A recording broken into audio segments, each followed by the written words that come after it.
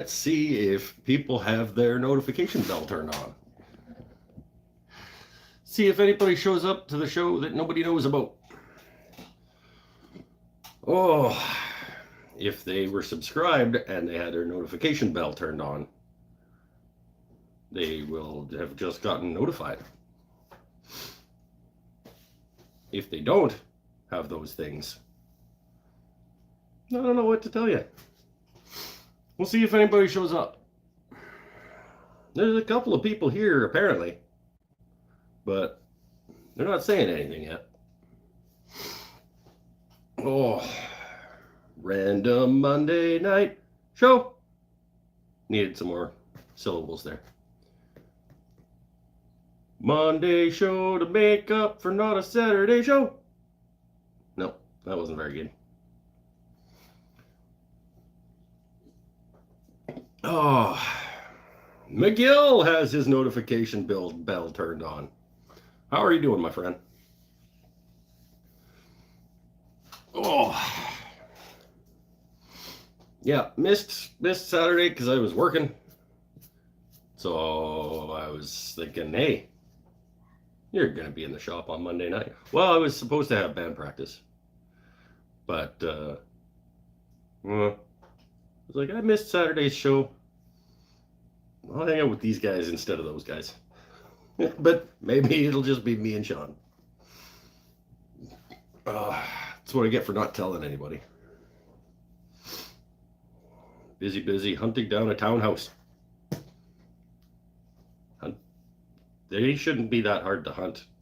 They're pretty stationary and big. You would think that would be a relatively easy thing to hunt. They don't move. They're big.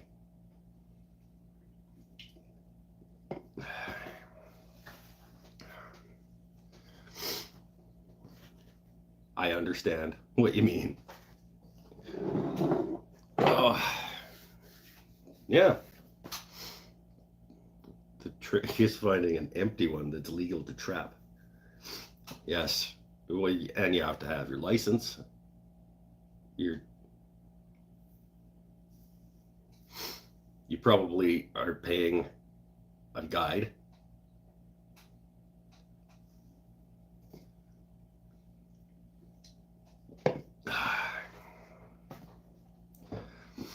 Yeah, you'll get there.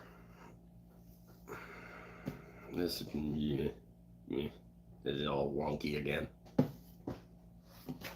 Hey, man, might just be me and you tonight, my friend. Because I didn't tell anybody that this was the thing.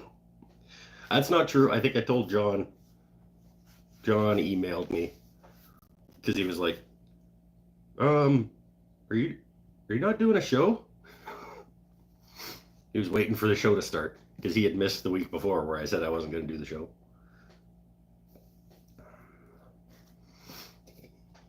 That's what you get when you miss a week. You don't get the updates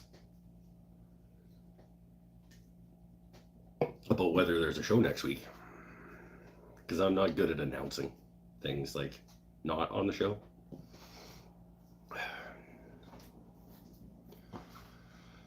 Anyway, we'll go for as long as we feel like going for until people show up. Got a line on something for August though. A virtual walkthrough later this week. All right, cool. Eric Habakabaka's here. Couple people finding it. Yeah, I mean, it's only I have no one to blame but myself if nobody shows up to the like unplanned, unannounced show. Well, except they can kind of blame themselves, because if you had the notification bell, if you were subscribed and you had the notification bell checked, you would have gotten an announcement. Oh, Eric's at work and he can't hang out. Okay, well, thanks for checking in anyway. Just leave it running in the background so I get the watch time. The volume all the way down. Just leave it running in another window or something.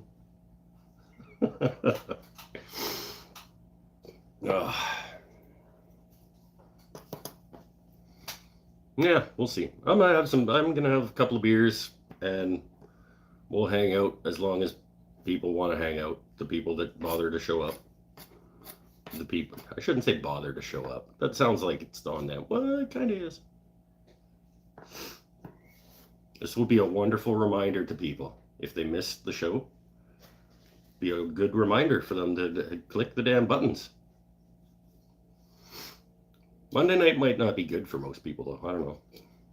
It's really the only other night of the week that works for me, other than Saturday. So if I miss a Saturday show, you can guess that maybe there'll be a Monday show to make up for it, but maybe not. I almost did just take the week off, but Kapla's here. Just came in to say howdy because everybody is just leaving me. Mondays were pretty quiet in the past when you tried it. It's true. Whatever. I'll be here. It's a work night for most people as opposed to Saturday. So like the other side of the continent where it's like already 9 o'clock or something. Starting a Zoom meeting in 5 minutes. Okie dokes. Well, depending on how long that meeting is and how many people find the show tonight, we might still be going when that meeting's done. You never know. Brian's here. How you doing, my friend? It's Monday, right? Yep, it is. It is. Matt's here. I missed the Saturday show because I was working. And then I thought, do I want to take the whole week off and just take a week off? Or do I want to do one on Monday? And then I didn't tell anybody what my decision was. But I'm here. And you will listen to every damn word I have to say. Check back when I get off Zoom. All right, man. We'll see. A couple of people are showing up. Might run out of things to talk about. What did we never really run out of things to talk about? Even if it's just a bunch of nonsense. I got my phone up to about 85% charge before I hit go. So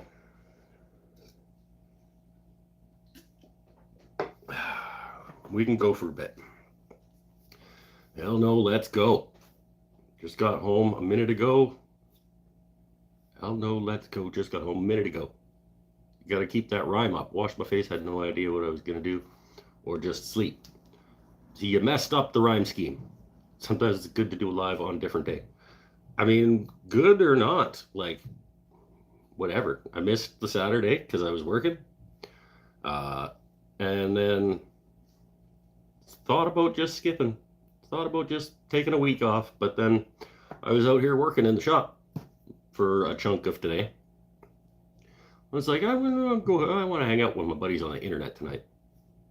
I don't want to hang out with those guys making music.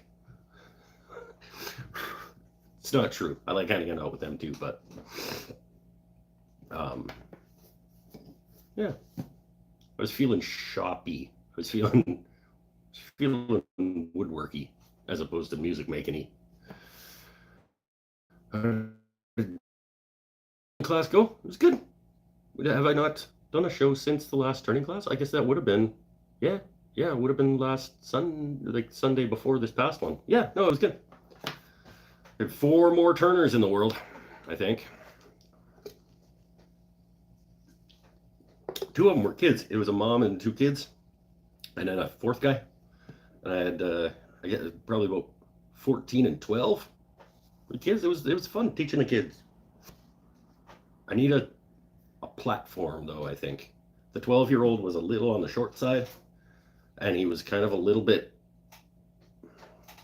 and it made me a little bit uncomfortable. He was good. He was not scared, but respectful of the dangers. And he did a good job, but I could tell, like, by his positioning that it was probably going to be uncomfortable for him.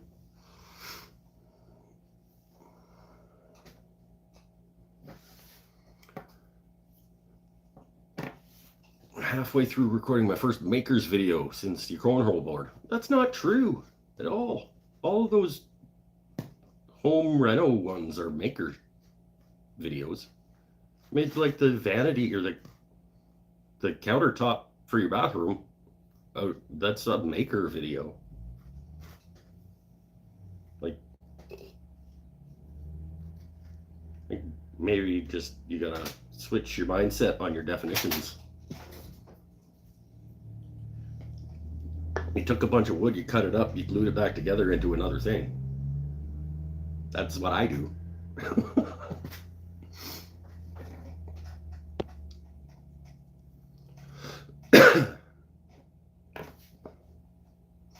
True, but I'm talking about Maker project. See, it's just a definition problem. Because you made your bathroom countertop. So,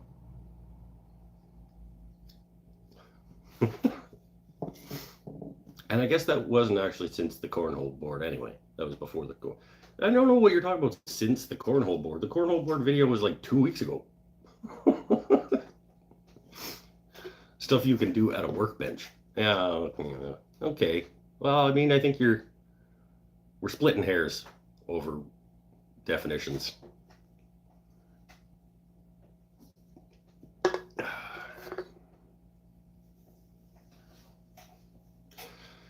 Oh, everybody watched the Rikon lathe unboxing review video? I know a couple of you did because they commented on it. I need a new beer.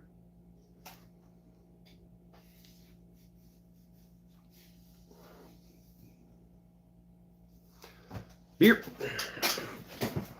Oh, I got this too.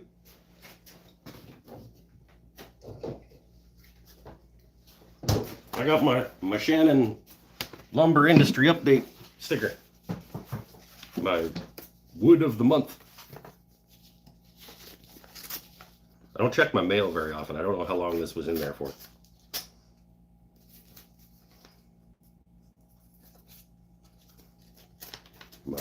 My wood species of the month from Lumber Industry Update. What do we got? And it's one of my favorites.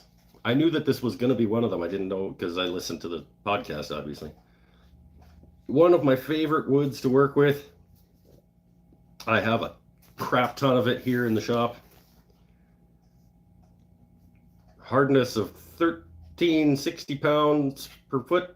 Pounds, whatever, foot-pounds. Modulus of rupture of 16,070 pounds per square inch. TR ratio 1.4. That's a 7.2 versus a 5.2% movement. And the average dried weight of 42 pounds per cubic foot. And it is Sapele, some people call it. I've heard people call it Sapele. One of my favorite woods to work. I do a ton of work with it.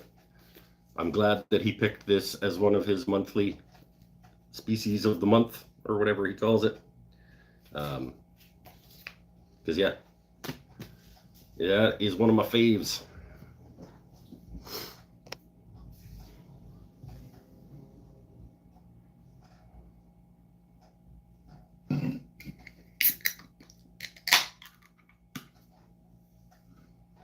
Oh, I got it.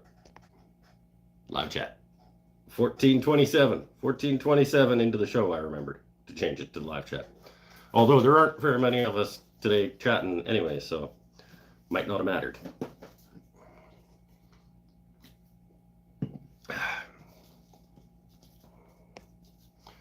Caught that and got a thumbs up for it. What? Caught what? Caught what? Yeah. That's what, 5? stickers I've got now. Gotta figure out somewhere to put them. Or do something with these stickers. They're too big for the bandsaw because they would fill the bandsaw really quick. I'm not really sure what to do with the stickers. They're about 3 by 8, 7, 7.5 by 3.5. A little big for the bandsaw. I don't know. The Rikon video, you got a thumbs up for it? You got it? That doesn't make sense.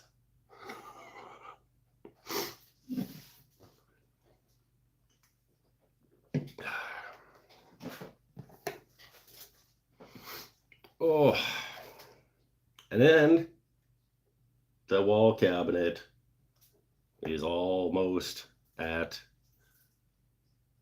first glue up stage.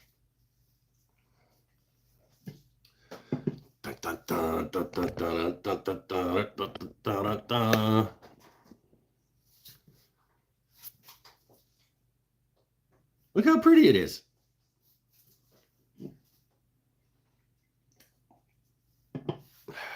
We are just about ready. I got to clean up a little bit in some joinery. Just a little shave off here and there on a couple of things. But it is pretty much ready to get first glue assembly going.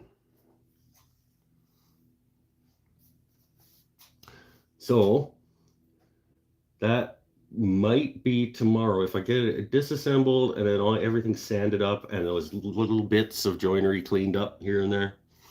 I could get that to glue up tomorrow. I don't know. We'll see how I feel tomorrow. Oh, vehicle dividers. Oh, vertical dividers. How are those in there? The same way that all of them, yeah. So they're all the dividers are tenoned into rabbets, into dados. Yeah, they're all mortise and tenoned into each other. They're just little sort of stubby ones. They're only about a 1/4 inch, but they're like 4 or 5 inch long, 1/4 inch deep, 1/4 inch wide tenons on all of those dividers. It's plenty strong.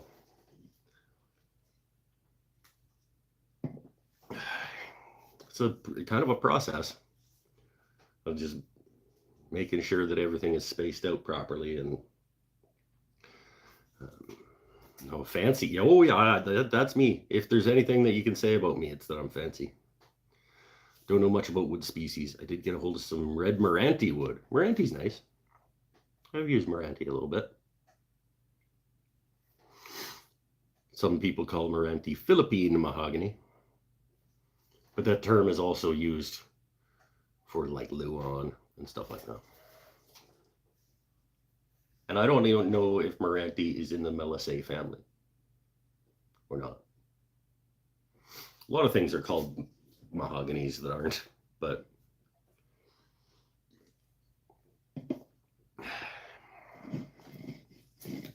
yeah, so once that's glued up, well, sanded, tweaking a little bit of joinery and then glued up, then it's just a door and 3 drawers. And that one's ready to go up on the wall and some finish. And then that'll be my first of 2. I'll be half done my significant pieces of furniture resolution for the year. Because I'm supposed to make 2 significant pieces of furniture this year. And I'm absolutely calling this a significant piece of furniture. Even though it's not enormous, it's not overly complicated. There's some complications involved, but it's not super complicated and it's not enormous. I still call it a significant piece of furniture. I don't care what Pinnell says.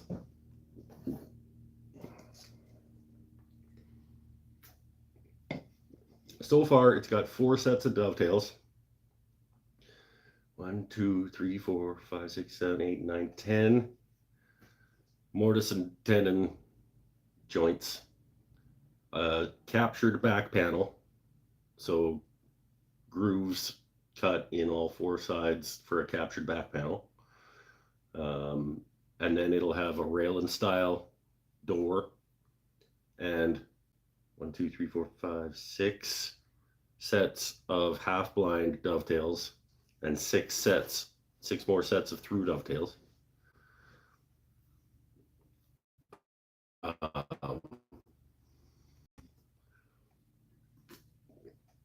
And hinge installation. That's a significant piece of furniture. I like that we can pick out things even subconsciously from all that we've absorbed.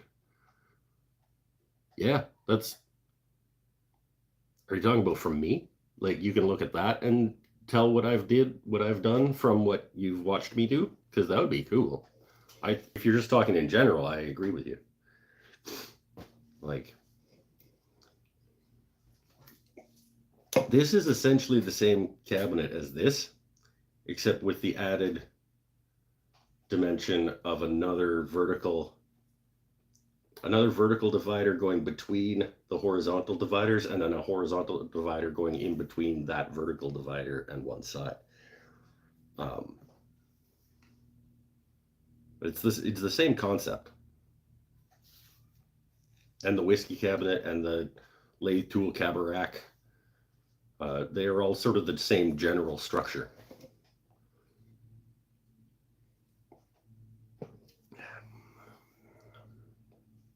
Tiny bits of influence from all things, like 10% shaker and 10% American modern. Yeah. No, for sure. Yeah, you just take the elements that you like from things and incorporate them, and maybe it'll look like garbage because you've mishmashed too many different ideas. But if you take, yeah, there's some shaker, there's some modern, there's some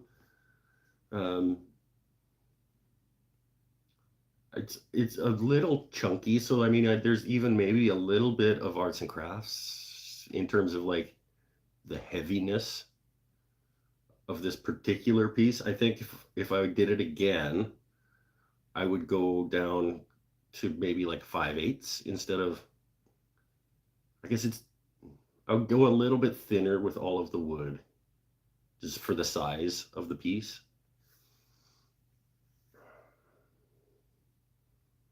There's no really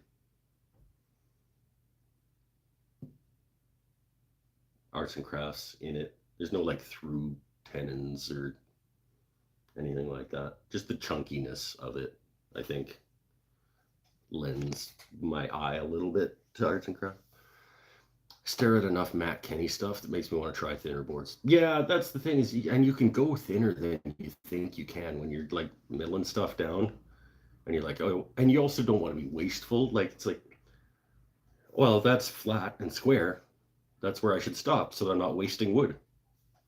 But aesthetically, I think it would have been better if I would have just kept going through the planer a couple more passes.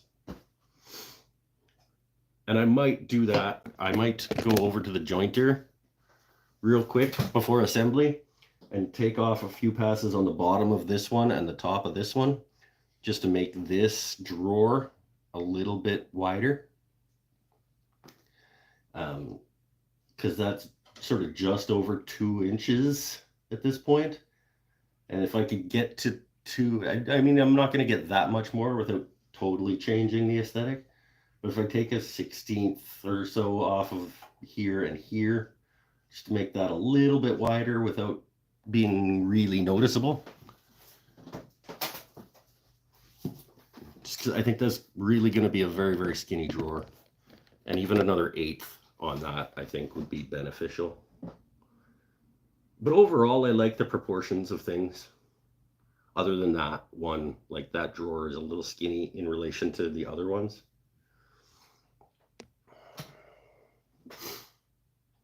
I wish I knew about a book that covers the different furniture styles. I want to grasp that better.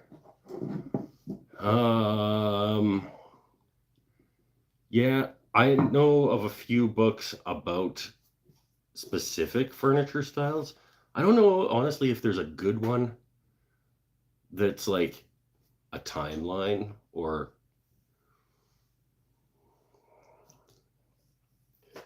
like, I don't know that you're going to get a good, well written book that covers like Victorian furniture, like Queen Anne furniture, and like French, like Napoleonic, like there's just, I think you could probably find like an American furniture history book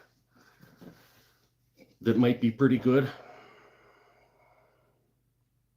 Probably something along the lines of the history of American furniture.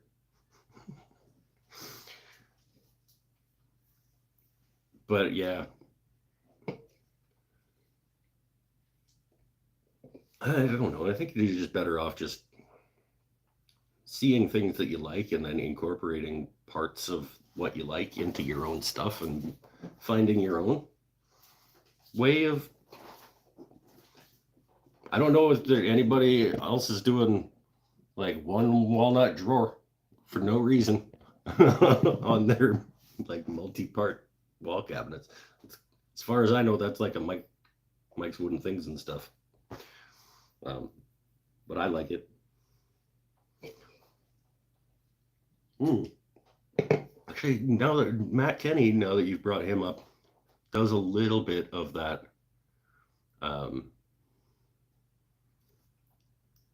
Like one thing a little bit out of place type stuff sometimes. I wouldn't really say it's a Matt Kenny thing, but oh, hey, Paul found us. How are you doing, my friend?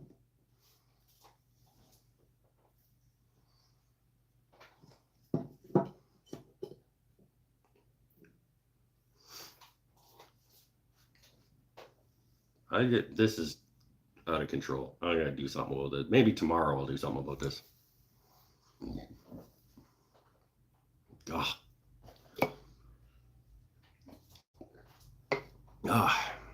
It is what it is. I'm not trying to impress anybody. Yeah, there's probably a book written by some famous woodworker guy.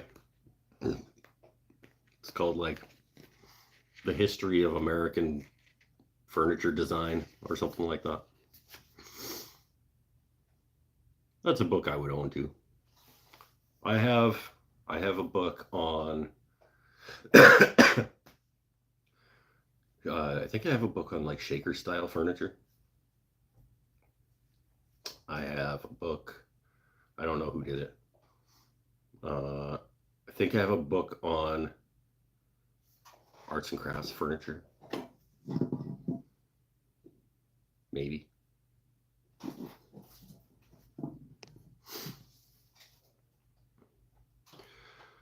Talking stock thickness, I'm not able to resaw on the bandsaw.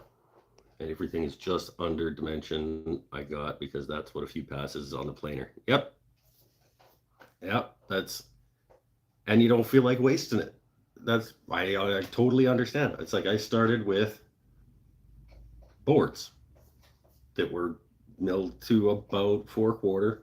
They don't call it quarters when they're using softwood, but it was about an inch-ish thick. And I milled it till it was flat, and I started building with it. And so it's just under 3/4 of an inch, and I should have gone thinner, but it would have felt wasteful. And I wasn't going to go to 3/8, so I wasn't going to like resaw my 1-inch rough stock. So it would have been wasteful, but it would have ended up with a more aesthetically pleasing cabinet. And it wouldn't really even be wasteful because this was just garbage wood anyway. Well, it's always garbage wood when it's Douglas fir, but it was especially garbage wood because I got it as like the slice offs of beams that were weathered, and they couldn't sell that beam anymore, so they had to rip an inch off each side.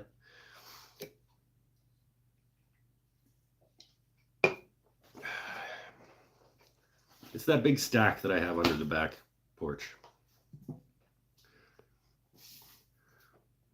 I've realized my mistake by buying this bandsaw, but it'll do 3-inch resaw without making me hate it. Yeah, I could see how a small bandsaw, small underpowered bandsaw. I mean, a 3-inch resaw is a good. You can resaw 3 inches. Like, that's still. There are times when you need that, but yeah, I understand. Because especially if you were resawing like box parts or something, because you can go down. You could go down to a quarter. Say you're making 3/8 inch boxes that would take a 3/8 inch surround or side or whatever. Get 2 of those out of a 4/4 board, and then you're using half as much linear feet of your wood without being wasteful. Yeah, I get that. But then you want to be, I would say it's rare that I've resawed more than about 6 or 7. I don't do a lot of resawing over 7 inches, but I do a lot over 3. A lot.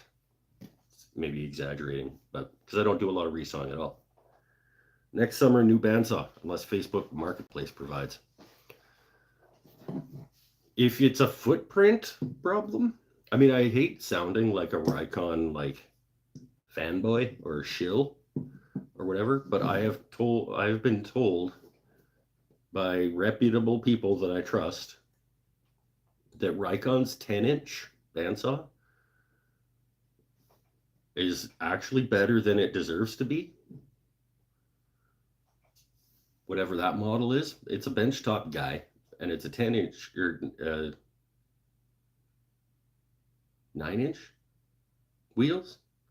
It's a little, I don't know, somebody will look up the model number and put it in. The Rikon Mini of the one that I have looks the same except smaller. I think it has like 6 or 7 inches of resaw capacity, and I have it on pretty good authority that it's pretty decent. I made a wall shelf phase.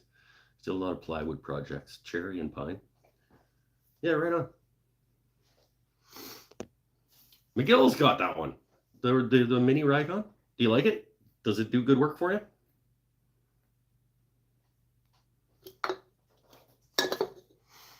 Four and 5/8. Okay, that's not enough then. Never mind. Change my answer. Why did I think it was bigger than that?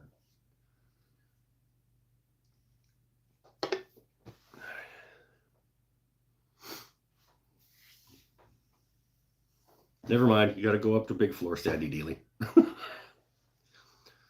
Keep saving though. I shouldn't. I don't like telling people what to do.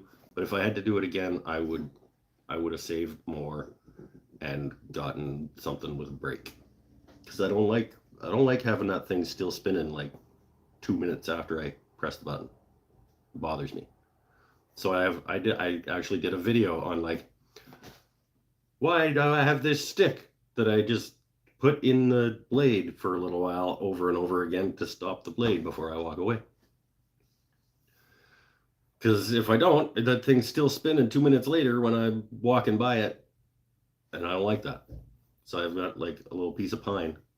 Actually, I have 2 little push sticks that I have over at the bandsaw, and one of them has a bunch of little notches in the end of it because I hit the button and then I go zzz, zzz, zzz, zzz, zzz, zzz, zzz, zzz.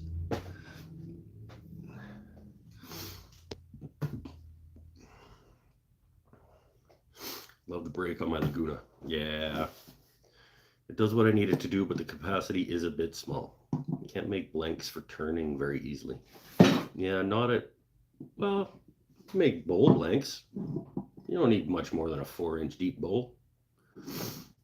My bandsaw is 12-inch, looking for a 14 within your price limit.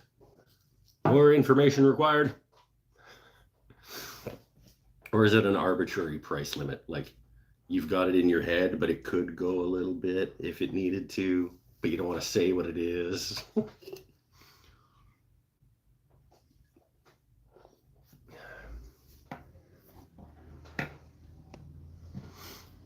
Paul, yeah, Paul has the same question I have.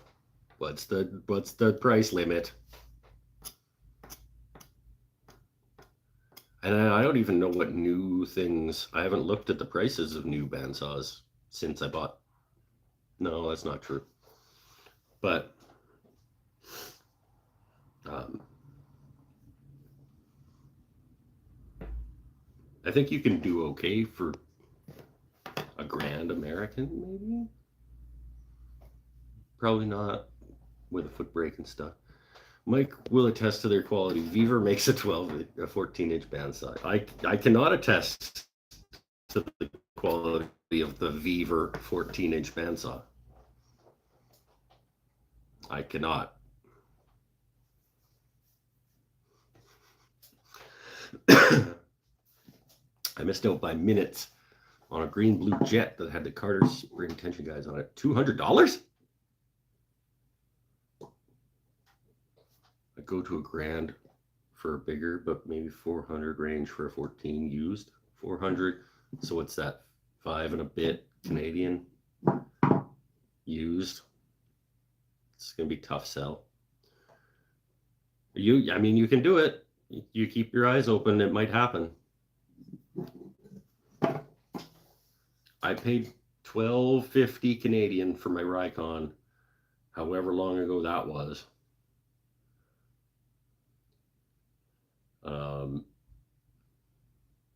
I hear good things about Grizzly. I don't know what they're running these days for like one of their sort of European frame style 14s.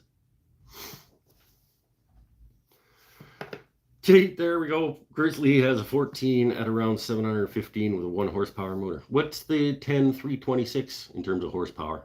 1.5? Might be 1. I was just about to say I've never had horsepower problems, but I have. But the only horsepower problems I've ever had is when I'm doing big ass resaws on a dull ass blade. So if you change your blade as often as you're supposed to and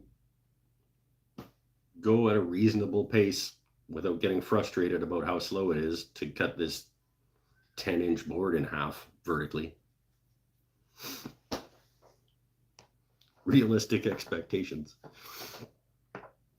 I called 10 minutes slower than some lucky SOB. Yeah, that sounds like it. I've heard good things about Grizzly. My buddy Brad has the previous iteration of this Rikon. It might even be bigger. He might have an 18-inch Rikon back when they were like forest green instead of the Prussian blue. And I don't think he paid much more than about 800 or 900 Canadian for his. I don't know, I'd have to ask him, but I seem to remember him saying that it was under $1,000 for it, and it was I think he's got the 18. Older Rikon model.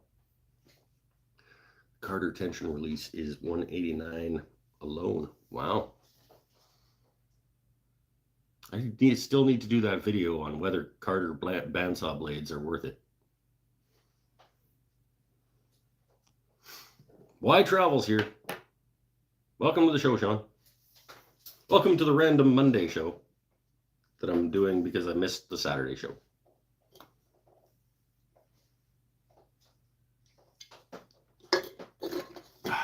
Beer.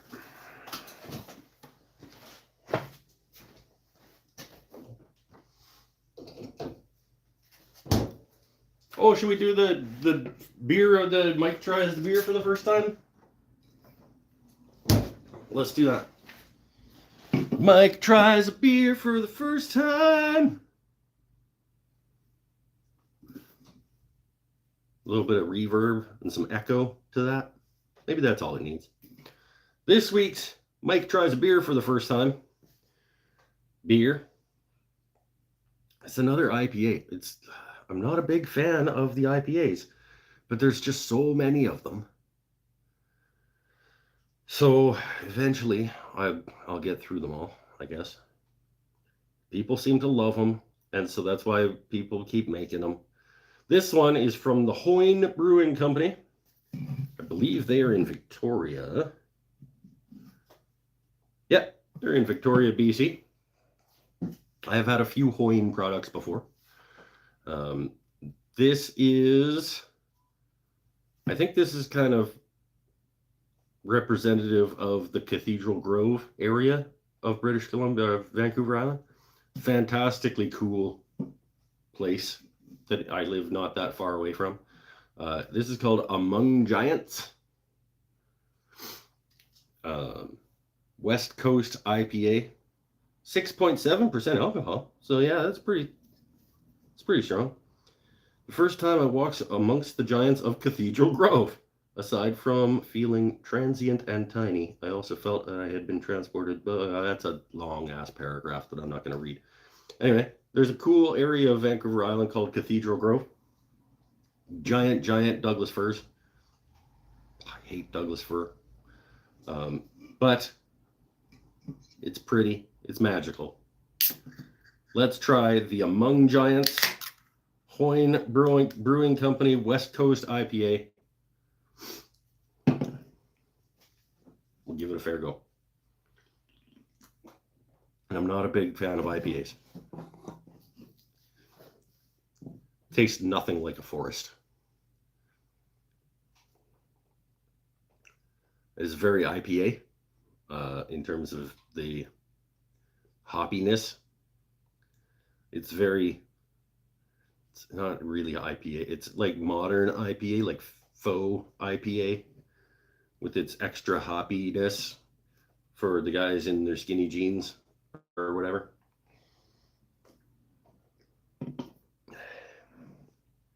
It's good though. For as far as IPAs go, I'm just not really an IPA guy. But it's not unpleasantly bitter. The bitterness that comes on the back end, like IPAs do, in this case is not unpleasant.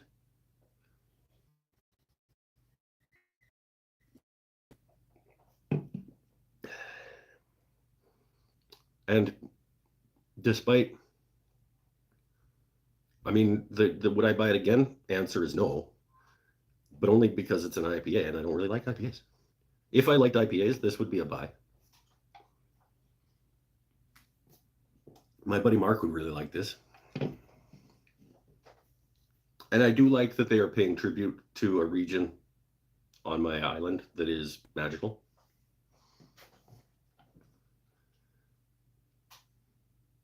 If I was going to buy an IPA, this one would have to be in consideration. Just too bitter for my palate. Hoppy? Yeah, hoppy. I lean towards the malty side of things in terms of the flavor profile that I want. It's not unpleasant. It's just not for me.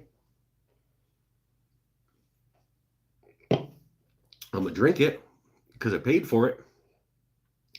Because Hoyne Brewing Company, I have no affiliation with these guys whatsoever. They're not even giving me this beer for free. I had to pay for it. So I'm gonna drink it. If Hoyne Brewing Company wants to send me some free beers, maybe I will not finish them when I don't like them. That's not a good sales pitch. Hey, if you guys want to send me free beer, then I won't have to finish it if I don't like it. That's a good sales pitch. I paid $3.99 for this. I'm drinking it. Got to reboot. All right. Later, Paul. We'll probably still be here now that there's a decent number of people chiming in. So, if you guys know anybody at Hoyne Brewing,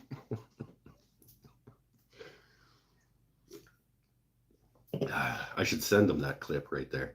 like from first sip to like where I told them that I could not drink them if they sent them to me for free. Do you think you'd pay $250 for a Jet JBM5 mortiser with a set of Jet bits in 6 sizes? I think if I wanted a mortiser, I would.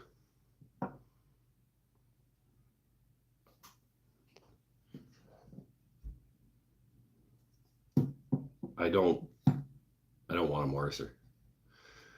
If I had a big enough shop that I could dedicate space to a mortiser, sure, I'd have a mortiser, but I'm not going to use part of the footprint of this shop for a mortiser. I don't need square holes that badly.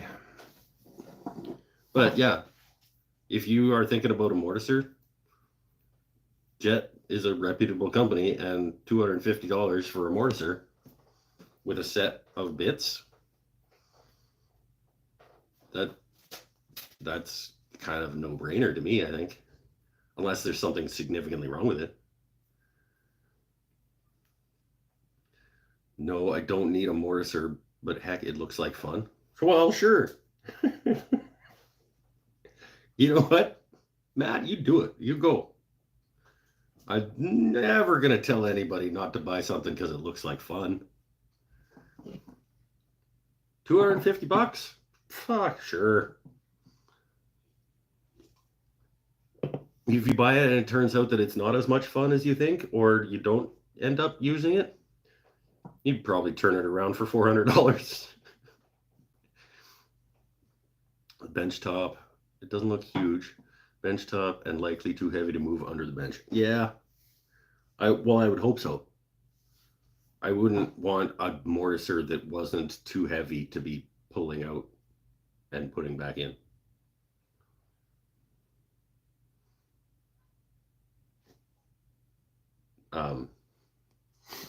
You want a mortiser to be a heavy-duty piece of equipment. So, no, I wouldn't buy it if it's a little take it out when you need it and put it back when you don't kind of model.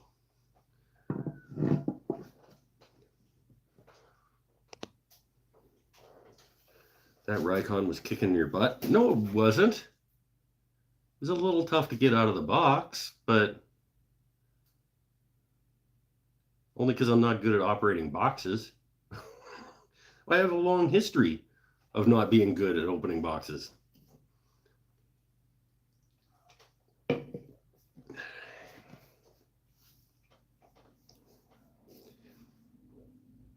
Lathes are heavy and a little awkward.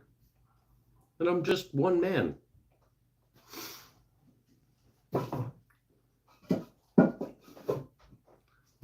I sent the link to my boss and I was like, you should maybe watch this, because at one point I did say, like, hey, don't tell my boss.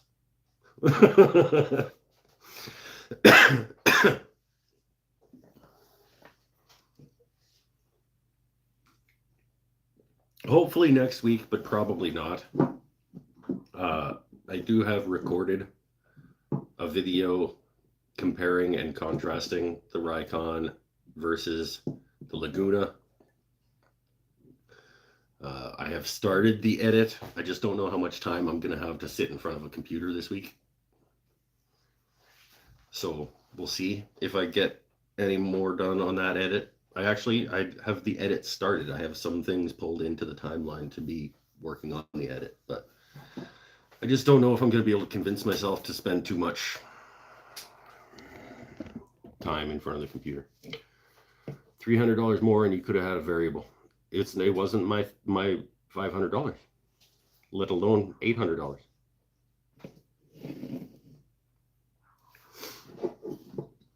I was not the purchaser of the lathe.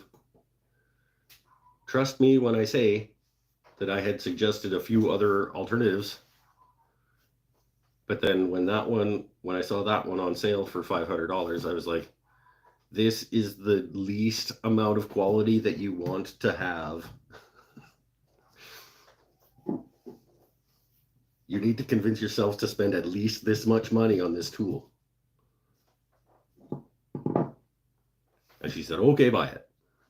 So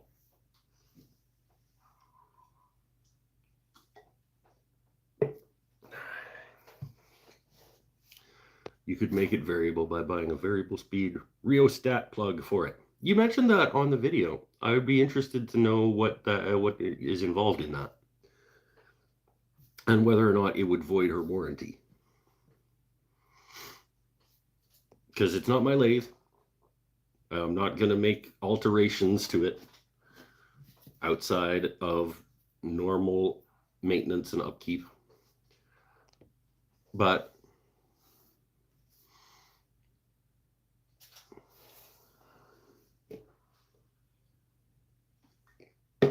and I think in some ways it's an advantage to have one at that level and one at a higher level, because then when I'm teaching people, I can say, I have a couple of examples, like you can get started in this with one of these, or even less than one of these, but these are the advantages of spending more money. And you can physically try both of them and see whether or not this is worth going up and spending the money on.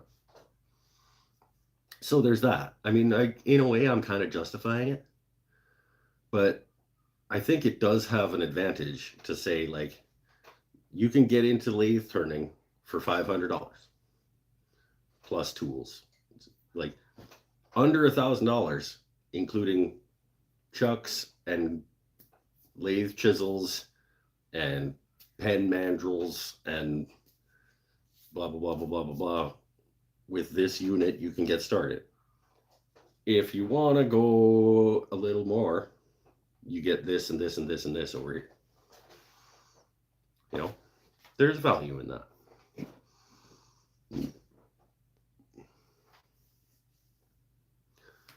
Switch wouldn't void warranty. Motor change probably would. Oh, yeah, I would imagine. Harbor Freight new Braun lathe is variable speed for around $500. Braun, like the razor company, do they also make like shavers? They're like Yamaha, where you can get like a guitar or a motorcycle or a keyboard or like a backhoe or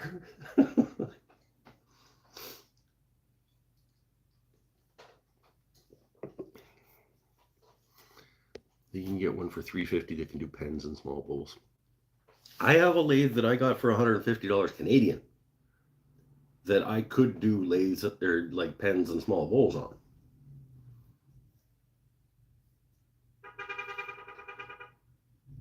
Unnecessary. My crappy little Mastercraft one that I started with, if I got an MT1 pen mandrel set, which I actually did get, I could do pens and small bowls on it right now. I have done small bowls on it. I've got one right up there. That lathe has a taste for blood. Yeah, it does. It does.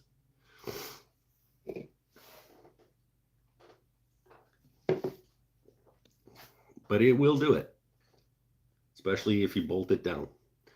Sort of regret the bed extension. The best thing about it is moving tailstock further and resting tools on it. What did you get? What did you get? You got the 1216 with the bed extension? I think I don't regret the bed extension at all,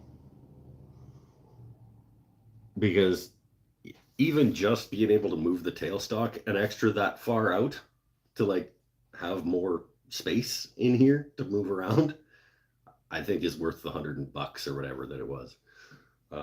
Not to mention the fact that it can bolt on the outside turning, that outboard turning side, if I wanted the additional throw, so I could go up to 16 inches. Still haven't used that, but I like the fact that I can. And like, there's been a couple of times where I've liked having the extra length. If I'm doing a bunch of gnome heads, if I'm doing a piece of stock that big that I'm going to make 8 gnome heads out of at Christmas market time. Yeah. Zip, zip, zip, zip, zip, zip, zip, zip. Gnome heads. Zip, zip, zip, zip, zip, zip. Gnome hats. The extra weight as well. Sure. Yeah. I mean that. Yeah. It's not heavy. It's not light. The extra 10 inches of cast iron. Why Travel says it's worth it. Don't you have Rikon though? What do you know? I had the Jet 1221 VS. Yeah. The 1221 VS with a bed extension? So what do you got? 31? You got a 10-inch? I don't know enough about the Jet to know what their extensions are in terms of size. Literally just even I down at the shop, I don't have the bed extension on it because I'm pulling it in and out of the closet all the time. And when we're using it, I find myself wanting it to be 6 inches further out when I'm doing stuff.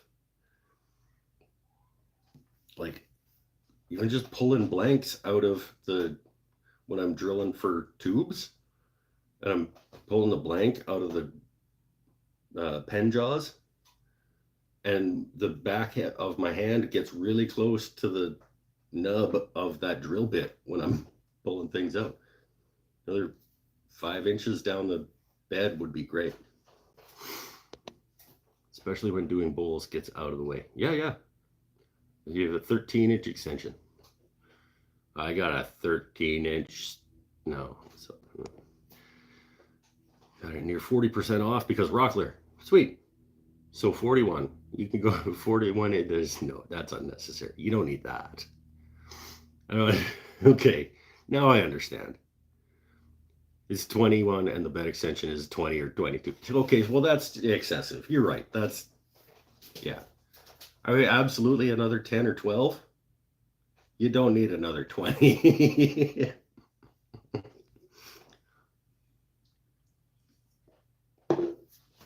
So, okay. Yeah. Maybe I changed my answer in your particular circumstance. That grows on you. It gets less, it doesn't get less hoppy, but you get more used to the hoppiness as it goes down.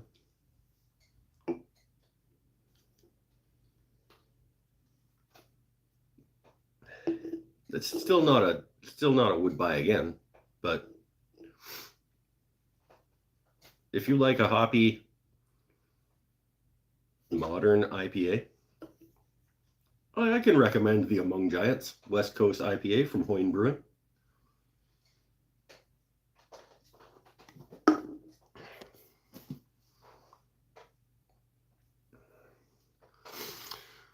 Paul bought a bunch of his bigger tools when he worked part-time for Rockler. Yes, he did. Back in 1967.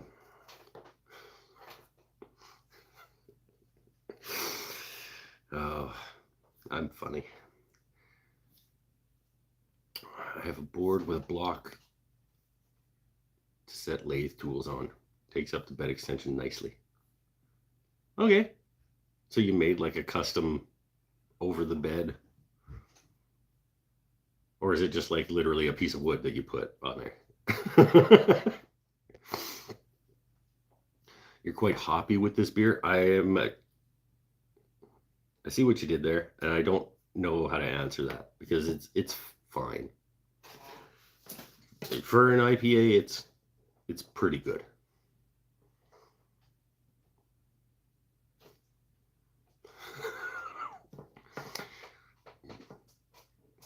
The biggest downside is the bench I'm making for it kept growing. The bench you're making for your lathe kept growing. It's because you didn't stop making it. I'm actually quite happy with my repurposed cabinet thing that I made for my lathe. I think I'm almost at the point. I just idiot can't make up his mind. I don't think I'm going to be sticking with the Steel City granite lathe as my home shop lathe. I absolutely could, but I don't really feel like putting the time into making it so that the tailstock aligns well with the headstock and all of that stuff. Um, when I could get rid of it for what I paid for it, let somebody else deal with that part and have a functioning lathe, and just spend money again and get another lathe that I have never tried to do a video on and tell people whether this one's worth it. The third lathe unboxing and review video.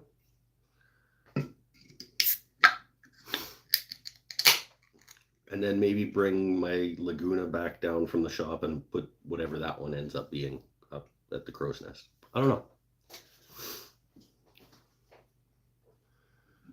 It's just a piece of wood. It has notches. Okay.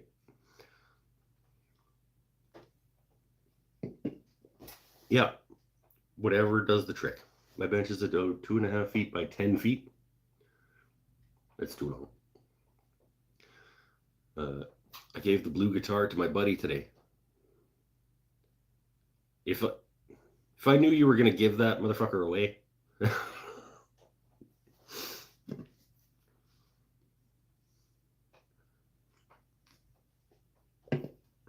Isn't that the one that I helped you get the color right on because of my sanding and staining advice?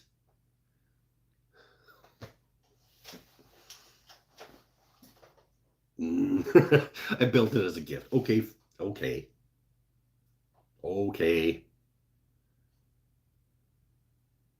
I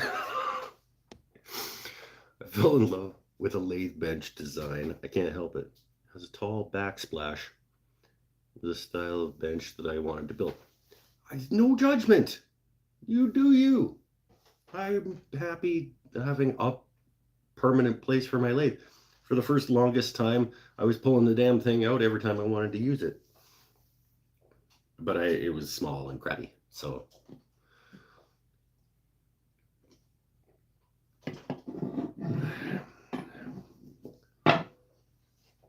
In an ideal world, I would have a lathe bench set up that had like dust suction ports and things all around it, and like a built-in camera system.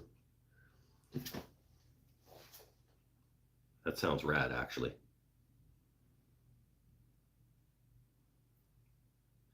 Camera ports and dust ports and things built in, or like a shroud with lighting all over the place around a lathe, around like a robust American Beauty or a one-way. I need some more supporters at patreon.com/wooden things and stuff. Because how rad would that be?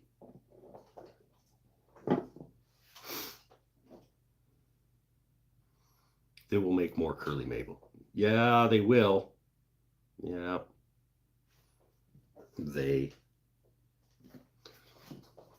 I have a big ass slab of it.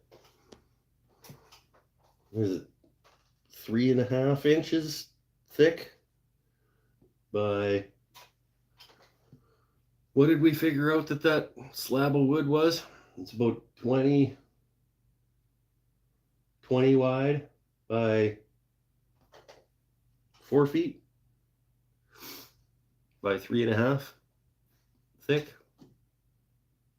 Curly ass maple.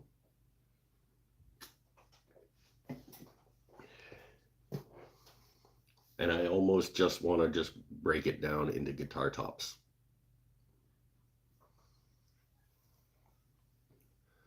It's 3 feet wider than I hoped.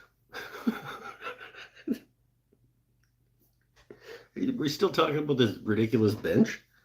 3 feet wider than you'd hoped? Didn't you build it? You mean 3 feet wider than I had hoped? Just leaving the extension off and swinging a cart around when I really need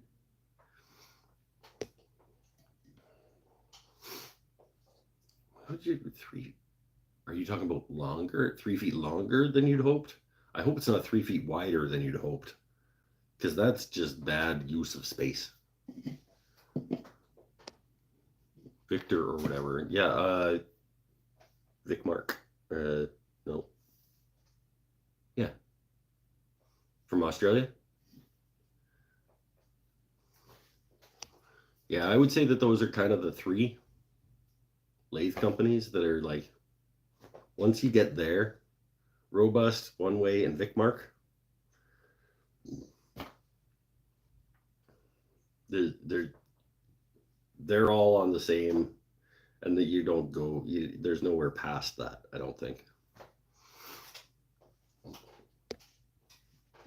My neighbor gave me a guitar for helping him work on his stairs, but I gave it back to him because his grandfather gave it to him and he never learned how to play. What? A Martin D28?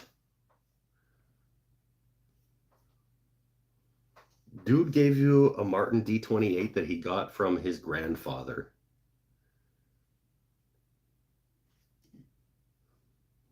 Yeah, if this is a friend of mine, I'm absolutely giving it back.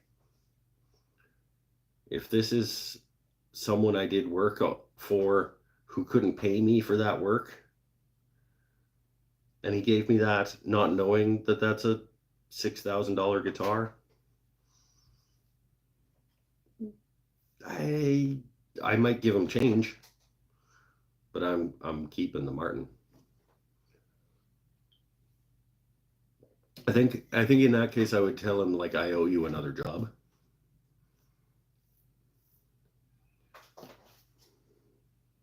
Because if there's anything that I am, it's fair and just. I think. I'd like to think. I mean, that sounds super braggy, but I don't take advantage of people.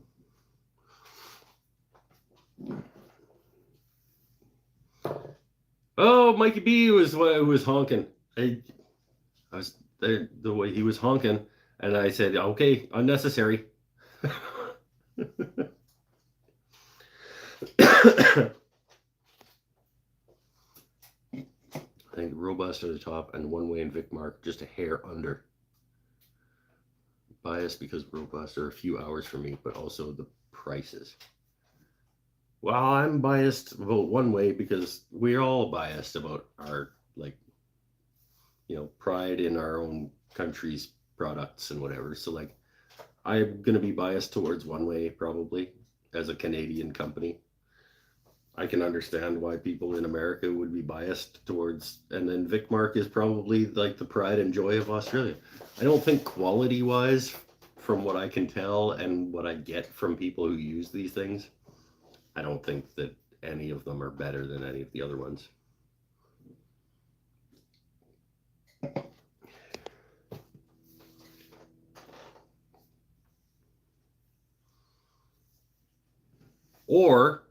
Or you could get one from Vevor. You get Vevor's top end model.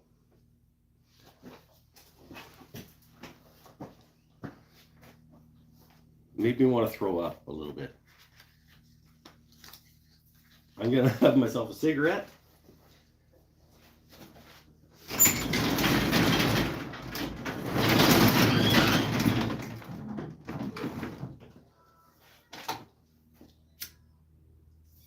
Oh, now we can get a good look.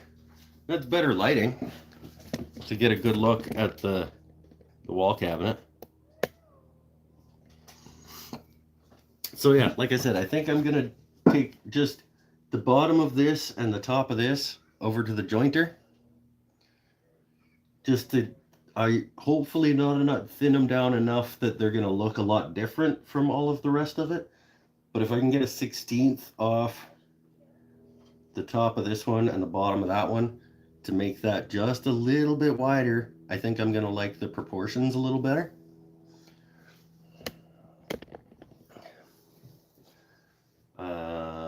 Yeah, but I'm pretty okay with how this has all come to pass here. frame and panel door in here, like a rail and style door in there. And then drawer. This one I think is going to be the walnut one. Oh, hey.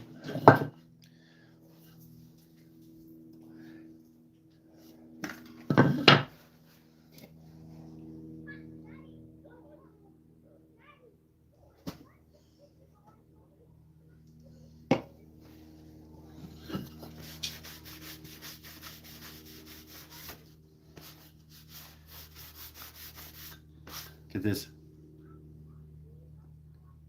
curly feather grained piece of walnut right here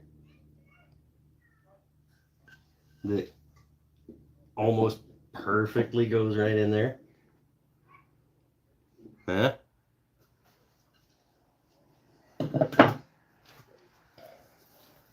So I think that's my drawer front on that spot right there. Sleeman's is great for finishing wood. Beer up that walnut. Yeah, I mean, I'm just showing off the grain. It's already almost gone. Come on.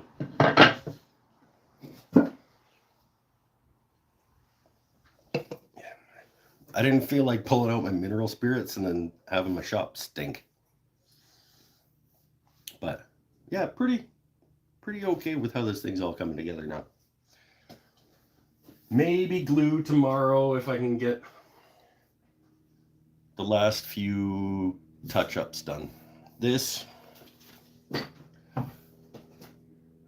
tenon on this side of this one is completely bottoming out and not allowing that to pull fully seated. And then yeah, take a little bit off here and a little bit off here. And there's right up here. Want to do, I don't know if you guys are going to be able to tell that I got a little bit, I gotta make a new table saw sled because the tracks in the miter slots are just ever so slightly going tick.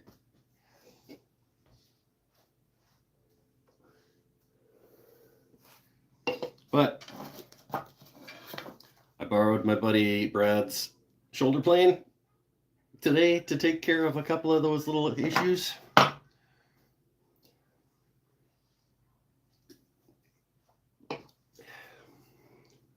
Along with a couple of his Bessey bar clamps.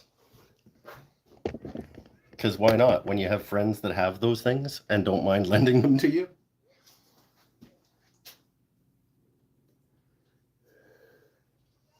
This is my first experience with a Bessey clamp.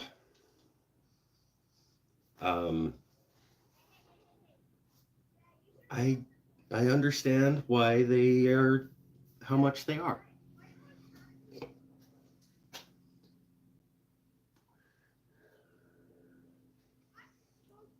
I may slowly start adding an arsenal of Bessey parallel clamps to the shop at what, $60 each, depending on the length of them.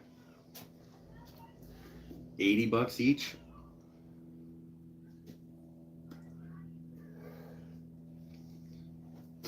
It's a quality clamp, is what I'm saying. But Brad lives just over there, and he's got a pretty good supply.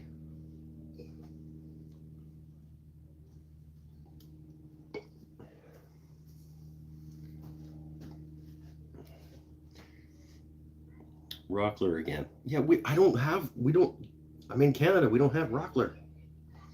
And the exchange rate and the shipping and everything just doesn't.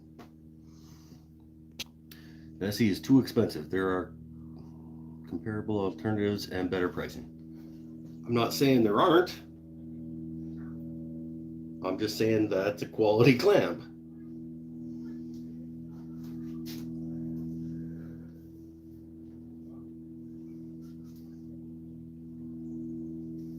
I wasn't making a claim about how that's a good value buy or anything.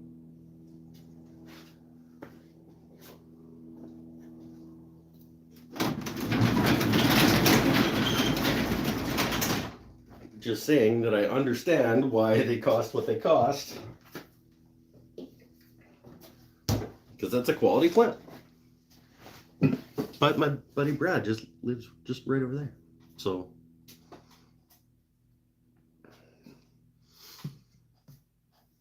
I've heard Jet as well makes a comparable clamp to the Bessies for a less costly investment. Again, Canada.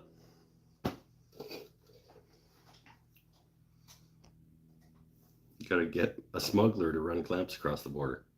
It's true. Speaking of my buddy Brad, he has family in Washington State. And once in a while, he'll order something, like when he's getting an expensive something in the States, he'll get it shipped to his like mother-in-law's place in Washington State and then go down for a visit. So I guess that's an option. I could be like, hey, Brad, can you pick up this grizzly drum sander at your mom and in your mom-in-law's house?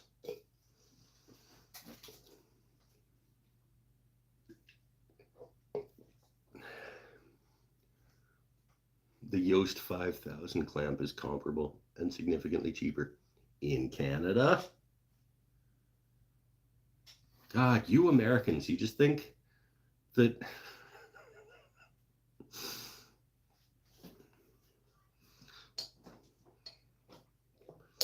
that's what the Carter bandsaw video is going to be about. It's going to be about if you're in Canada, probably not. If you're in the US, absolutely spend the money on the Carter bandsaw blades because they're fantastic. If you're in Canada, there probably are better alternatives.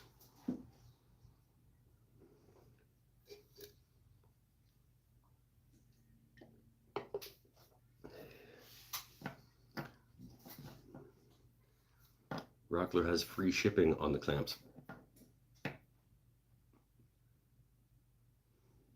You're just trying to piss me off now. I guarantee you they ain't shipping anything to free to Canada. $35 Canadian for a Yost 5000. Wait, for one of the little guys though? I think I would want to start with 24s. Probably I would want 24s and 36s as parallel jaw clamps if I was going to start a collection of them. Do we have Jorgensen dealers in Canada? Jorgensen, I think, is a pretty reputable clamp brand, aren't they? Should preface that is the 12-inch Yost. First of all, that's not a preface. That's the opposite of a preface, okay? When you say something later, it's not a preface at all.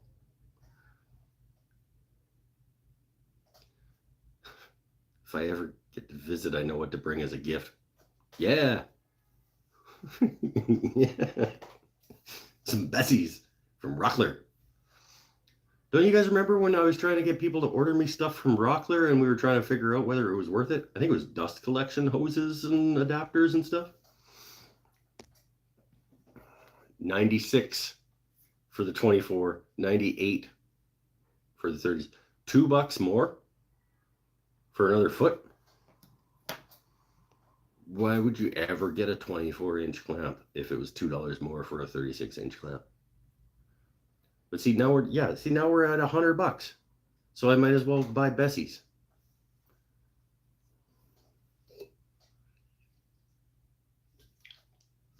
Wait, that doesn't even make sense. $35 for a 12-inch, $96 for a 24, and $98 for a 36. What the shit kind of pricing is that?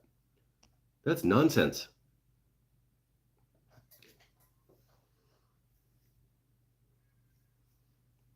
That doesn't even, like, I'm having trouble processing how badly that maths uh, pissing Brad's mother-in-law off. Yeah, you bet. Oh, by the way, my buddy's got a drum sander showing up there. I'll be down in September to pick it up. uh, makes no sense at all. Yeah, I know. Is Grizzly a yay or nay in Canada for shipping? You can get Grizzly shipped to Canada, but I don't know what the shipping costs are or whether there's like a brokerage fee at the border for machinery. But we don't have Grizzly dealers here. And that's why I was saying, like, I could get one sent to Brad's mother-in-law, and then he could go down and get it.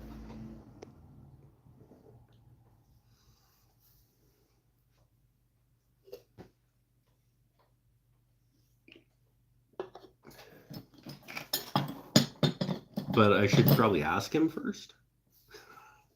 Well, I'd have to because I don't know her address.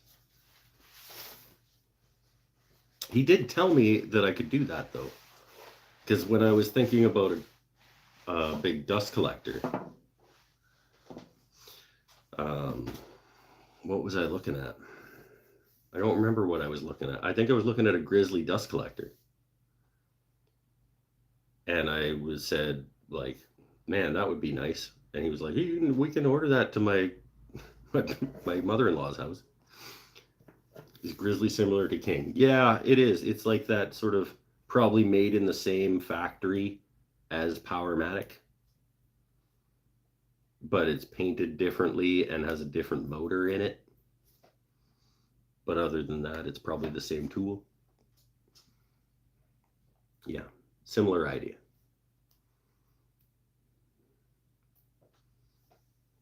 Manufacturing is all in the heads. The bar is meh, clamps, pricing is like that across all brands. Yeah, but not to that extent. Like, because if the heads are all the same price, the difference between a 12-inch bar and a 24-inch bar and a 36-inch bar shouldn't be like twice as much money to go from 12 to 24. And then only $2 more to add another foot. No mean? I'm super thankful Lee Valley has a Las Vegas distribution center. I'm super thankful that Lee Valley is a Canadian company that has free shipping. And obviously it's built into their pricing and whatever, but like people think Lee Valley is expensive, but it's quality shit with the top end, like the best customer service you could ever imagine. And that's worth a premium.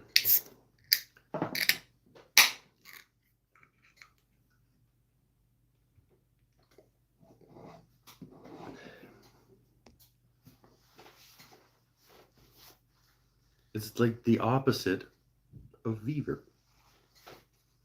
When they'll sell you garbage, but at least they also won't take care of you when you have a problem with it.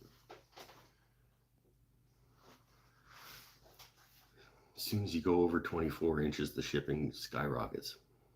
Maybe that's why. Scale of moving big clamps? Maybe. Lee Valley stuff lasts. It's the happy balance when it comes to buy once, cry once. Yeah, agreed. Agreed. And that's, I probably won't buy another lathe chuck that isn't made by One Way. I'll probably get it from Lee Valley.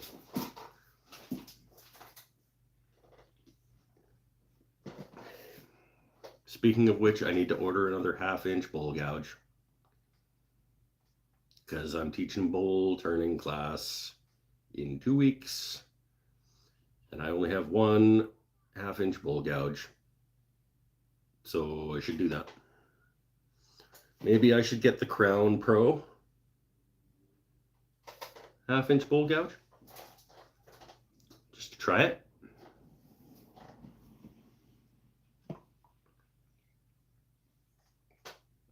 Or I could get a Robert Sorby.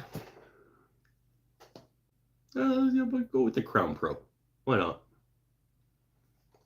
And I have a direct comparison between that and the One Way that I've been using for a couple years. And I should get my Varigrind, the Varigrind system set up on the Wolverine.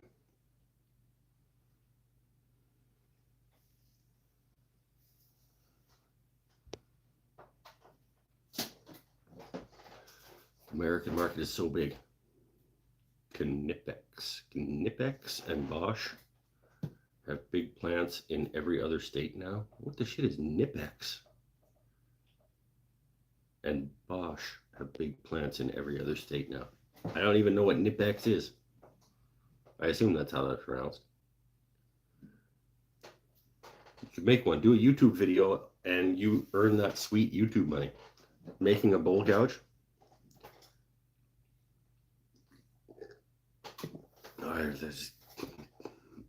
There's at least 9 things I'd rather do with my time. Hey, by the way, how's that router plane coming along? Speaking of making tools.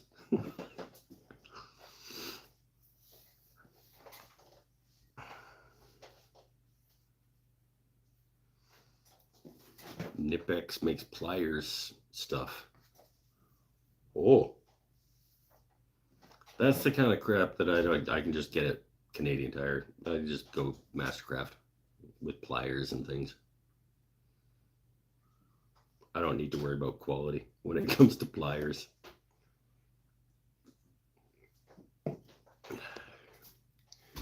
Had to order another part. Got here yesterday. How many parts does it need? The temptation to make videos out of everything is tough. Yep. Time multiples, table saw sled video is a possibility. Yeah. When I make a new table saw sled, I'm absolutely gonna record it because I don't have a table saw sled video. I have a miter sled video, but I made my table saw sled before I started making videos, which is probably why it's past due for replacing it. But yeah, I'll do a table saw sled video probably later this summer because I can just shim it out with painter's tape or something for a little bit. It's just a little bit in the runners. I'm not going to shim it out with painter's tape. I'll just deal with it for another couple of projects till I make a new one. I also want a smaller one. I don't need a 2 foot by 4 foot sled. I don't.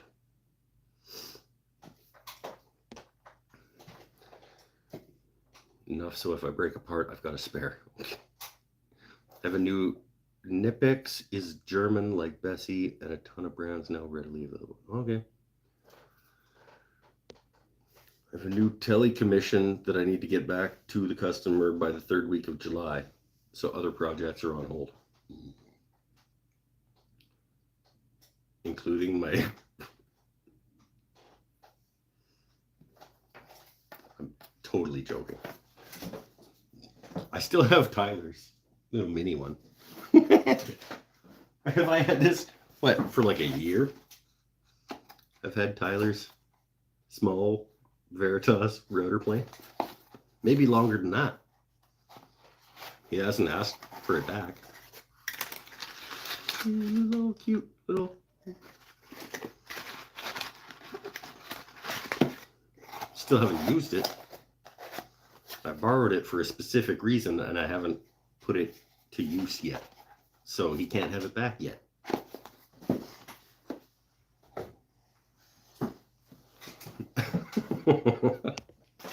Sorry, Tyler.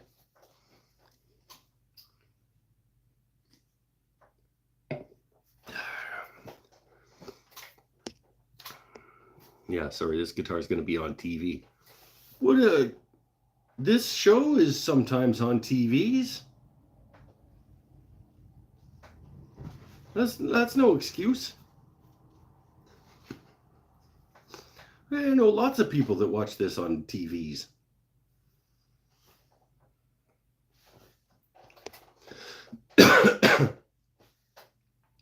Don't get into Jador, Stawill, and PB Swiss tools. I bought tools for work and was able to buy a few heavily used tools. The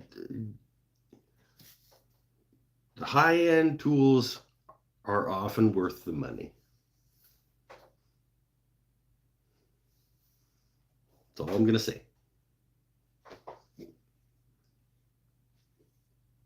Sometimes no. Sometimes you're paying for a name or whatever.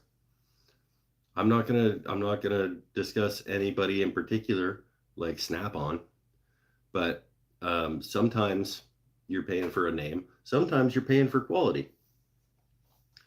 Like by all accounts, Lamello and Mafel. These are tools that you're paying a premium price for, and you're getting the last one of those you're ever going to buy.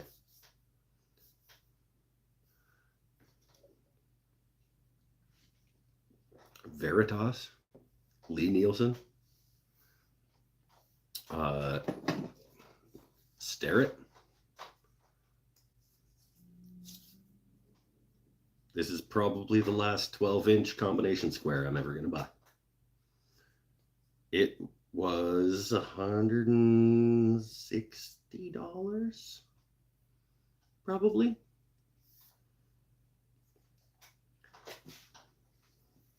Maybe? I don't know. I don't remember. But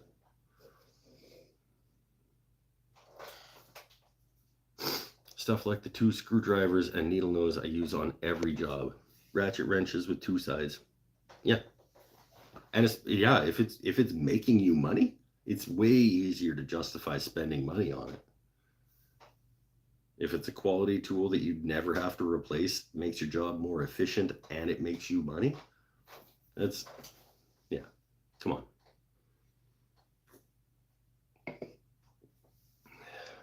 Eric Habakabaka's back. Okay. Did you see the cabinet? I don't remember if I had shown the cabinet while you were here before. That's where I'm at with the wall cabinet. It's waiting on glue, basically, and a little bit of finessing on some joints.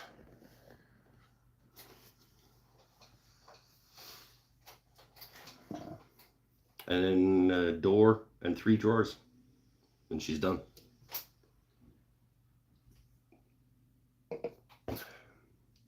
And it'll be the best piece of furniture that I have made in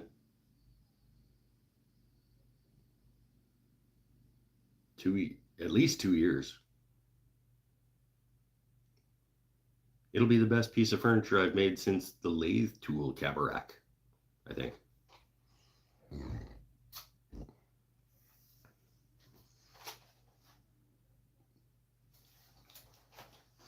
Then I can get back into the guitars again, maybe. I'm a shit show in terms of prioritizing things.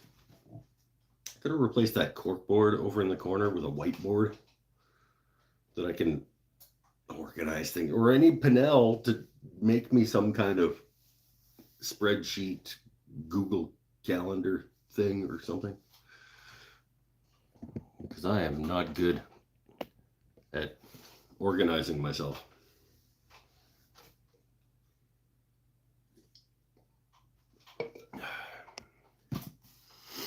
But we all have our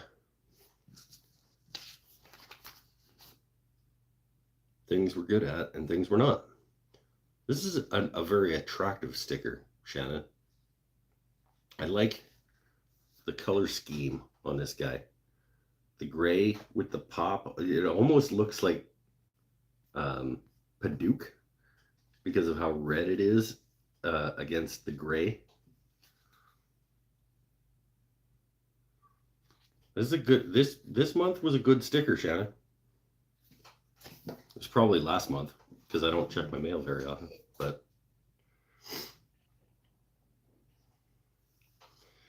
anyway, anybody else have more things they want to talk about? Mikey B, are you down at Seth's place playing with little toy trucks? Because I canceled jam night in order to do this show, and they were like, well, let's just, me and you will play with toy trucks and we'll watch Mike's show. So maybe that's happening. Am I up on, speaking of being on TVs, am I up on the TV in the shop at Seth's?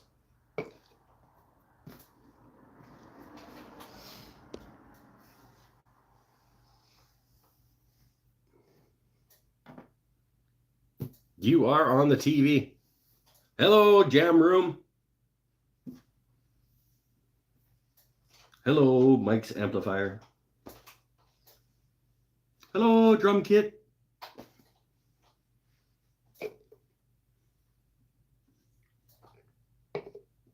Hello from the Jam Room. Everybody, that's my boy Seth. He is the lead guitar player in my band. And one of my longest, most dedicated friends. He's not that long. He's actually quite not long. But you know what I mean.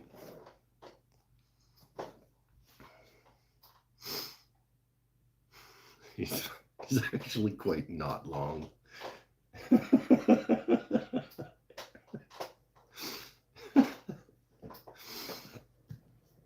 Sitting at your computer desk watching you on the new Mac. It seems like you when's the last time you got a new Mac? Wasn't it like just a little while ago? Unfortunately, you don't look any better on a new computer. Well, that's just mean. You mean in higher definition, I'm not more attractive? Weird. Bill Krulik just acquired a 3D printer. Now, like the dog that caught Volkswagen. I don't know what that means, but my buddy Seth has 5. Seth, what do you got in the jam room that you're in right now? How many 3D printers do you have? 1, 2.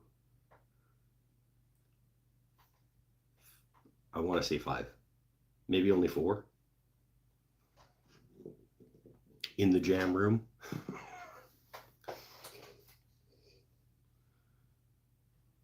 2 FDM and 1 resin. What? Did you sell something? Because there was at least 2 on that rack and then 2 over here that had like surround shells on them.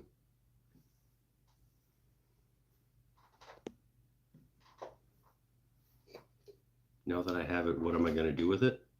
What are you going to do with it? I don't know.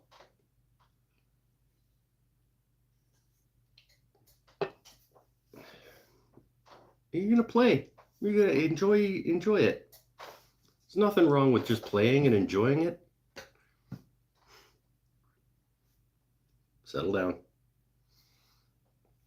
Sometimes you just have to have playtime and enjoy yourself. The yellow one is the wash and cure station. Oh, I thought that was a printer. Okay. See, I don't know. So he only has 3 printers. I don't know either, but $20? $20? Well, I changed my answer. My guess has now become, you're only going to do 2 things with it before it breaks. So pick those 2 things wisely, my friend.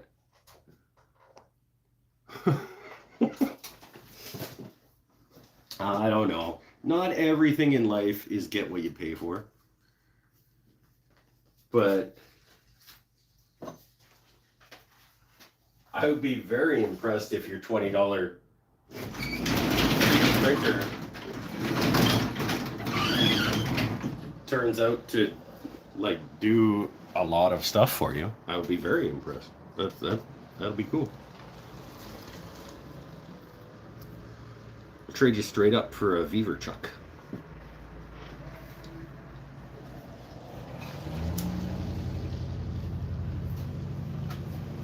No, I take it back. I won't.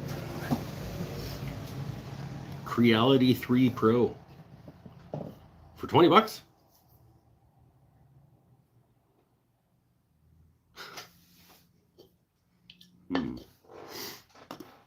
I don't know enough about 3D printers, but I know the name Creality because my boy Seth has a Creality something. Seth, he got a Creality 3 Pro for $20 US, and it works. Why did that happen? He was moving? Still. A friend of yours who was moving, and he was just like, here, have it. Give me $20 so I can buy a case of beer.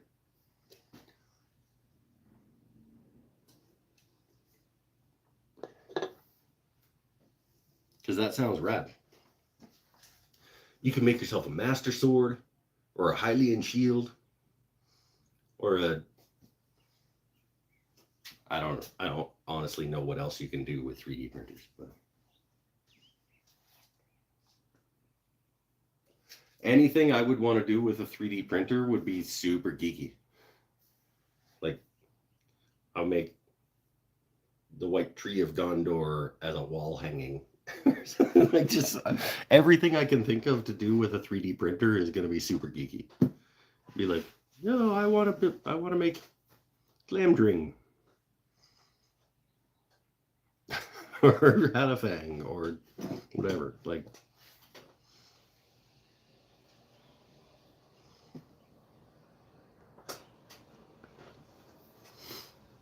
maybe allergic to the resins. You needed to get rid of a bunch of stuff. Iron Man suit. Wait, he needed to get rid of an Iron Man suit? I need some pen blank molds if you want to practice. There you go. You make little pen blank molds. You make, like, I would love a wearable replica of Gimli's helmet from the Lord of the Rings film trilogy by Peter Jackson. If anybody feels like doing that.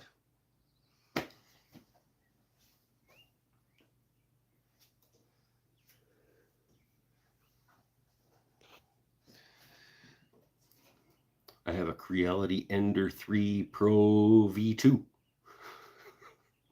Creality CR10 Pro Max V2. These sound like these fucking trucks that you guys are always...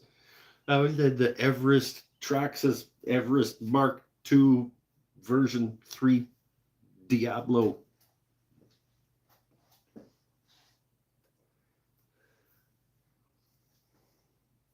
Beer.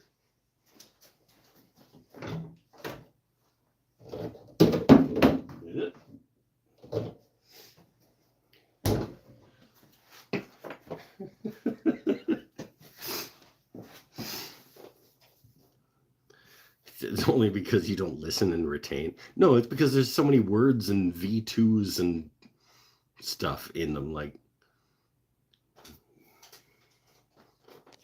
just like with tools, like that Rikon bandsaw model is the 10326. When they replace that model with something else, they're not going to call it the 320, the 10326 Everest Mark II. They're going to call it the 10426.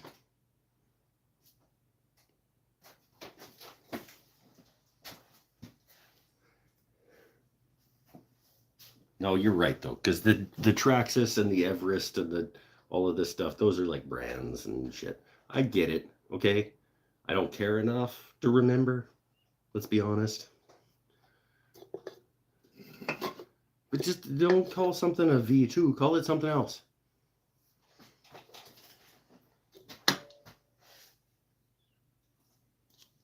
I don't want I don't want the Rikon 10326 Mark IV.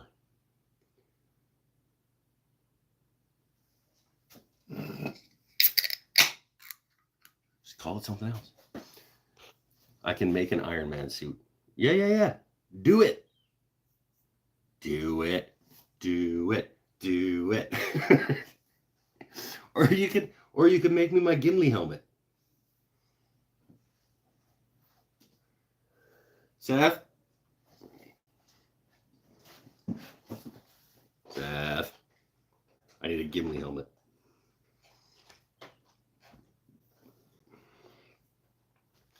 I have to rehome my Prusa i3 Mark IIIX.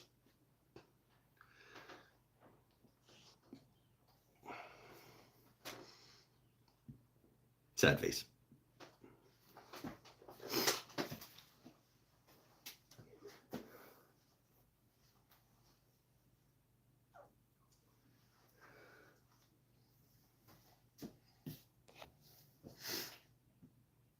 I do have a model for that. For the Gimli helmet? That'd be a cool collab. You make a the Gimli helmet, I'll make the Gimli axe. And I could do a cosplay like for Halloween 2026.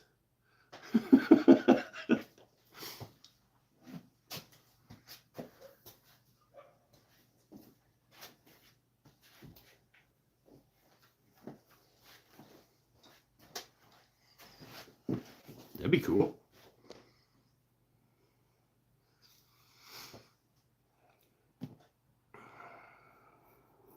Where you at? Sean is in Ottawa.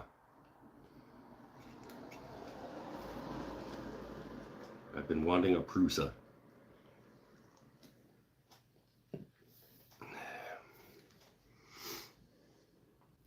I need to find a home for my Illudium Q36 explosive space modulator.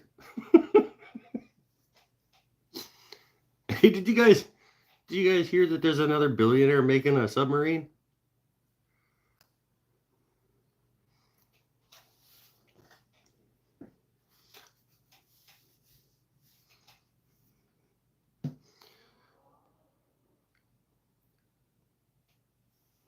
I don't want to move it. Do you want to ship it? You ship it to my boy Seth.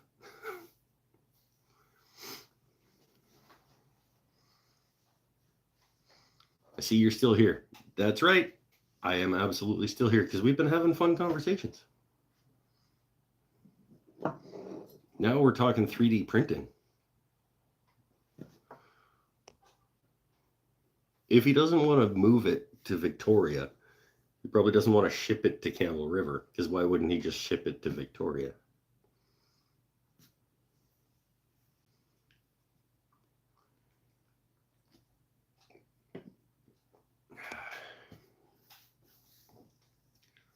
I saw Whistling Diesel and Heavy D Sparks in a tiny sub the other day. I don't know what that means.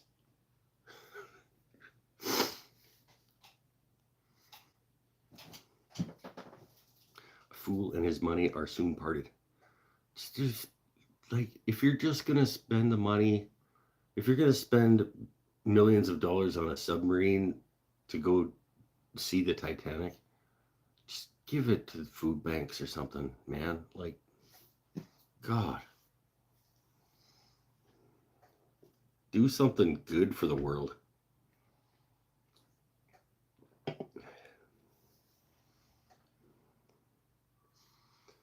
Spend more time watching YouTubes. I'll get right on that. Nope. No, I won't. No, I don't have any more time to be watching YouTubes. I sometimes listen to YouTubes in the background when I'm working on stuff, but it's usually YouTubes that I've already seen. Like, it's the Fine Woodworking podcast, YouTubes, and stuff like that.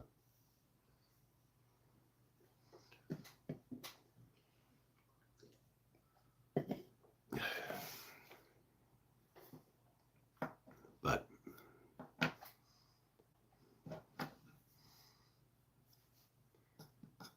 he's getting rid of another selfish rich idiot. guess, but where's all of his fake hypothetical money going? Could be going to something good. I've relaxed about channels that spend money to make videos destroying stuff. What? Whistling Diesel definitely operating a business, making people mad. I don't know what some of these words are referencing. Is Whistling Diesel a YouTube channel? And they make videos about blowing things up?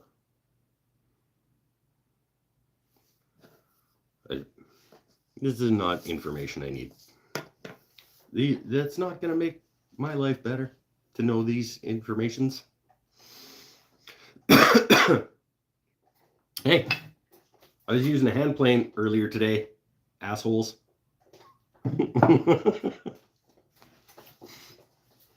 Not. These don't just show up, okay? Used to live right there. Well, it still lives right there, but just saying.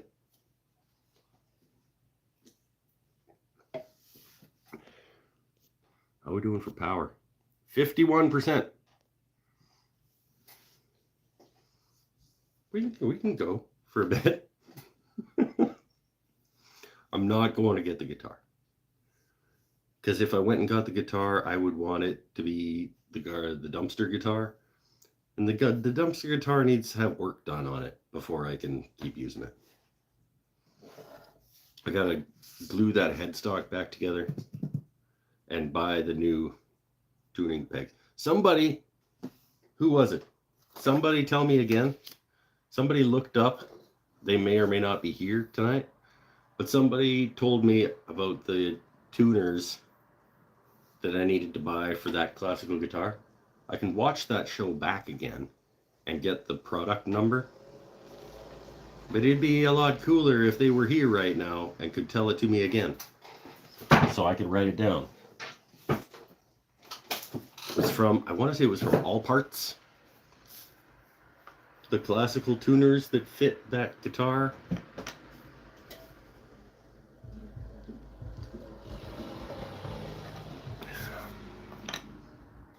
If you happen to be that person,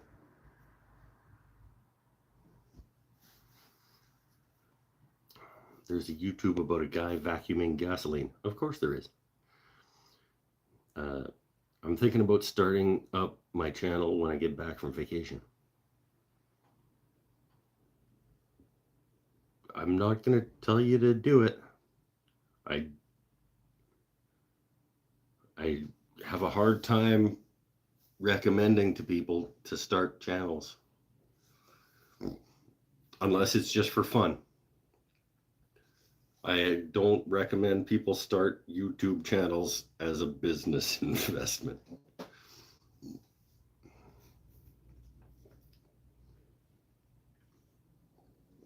Don't do it if it's because you think that it's going to make you money. Do it because you're going to enjoy the process of making videos and sharing them with the world.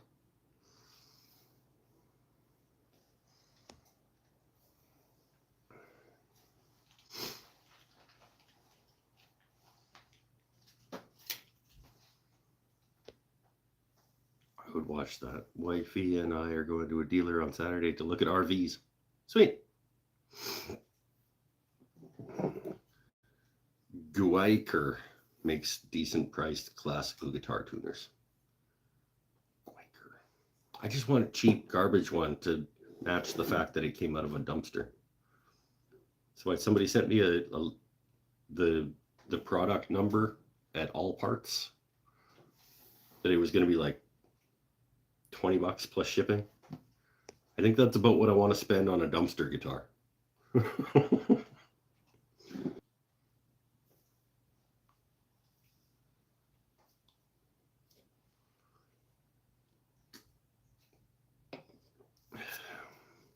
There's a channel with 1 million subs that dissects gummy candy while talking in disturbingly creepy voices.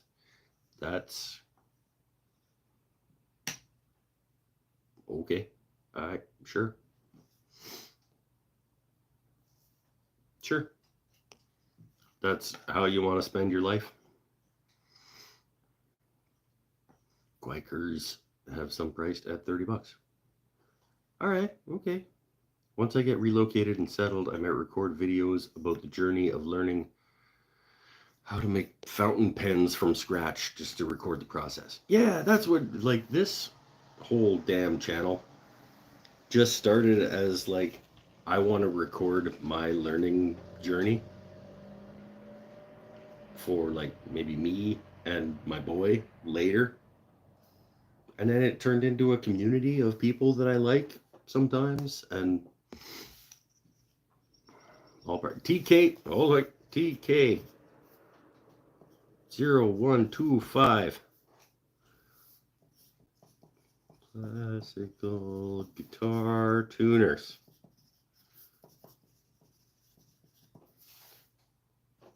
All parts.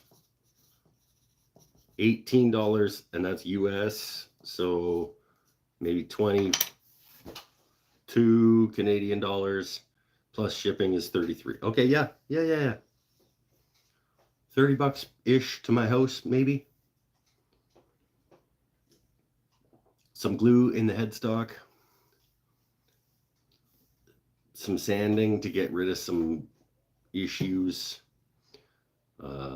And maybe a fret polish, maybe not.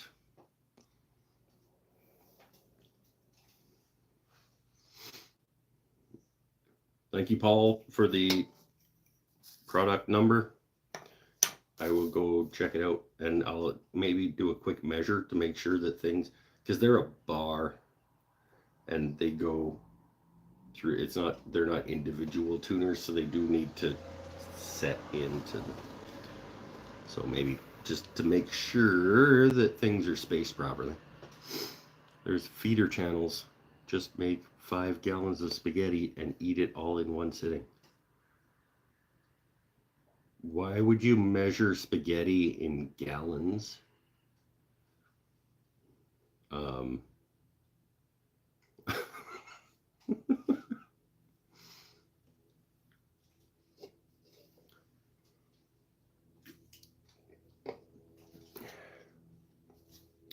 As much as I don't like Crimson, they do make some nice fret erasers. I have a set of those. It was back when I made the only guitar that I've ever finished. And I got my discount code from Crimson. I bought a few of their stains and inlay powders and fret erasers and stuff. Some of which I am going to be using on the current guitars. Especially the inlay powders, I think I'm going to get use of on the current guitars.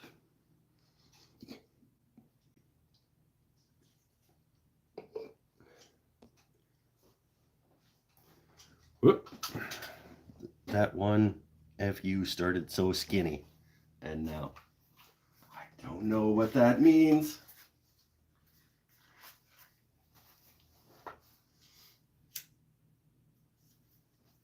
I know you're not talking about me, because I haven't been skinny for a long time. I'm skinnier than I was a couple years ago.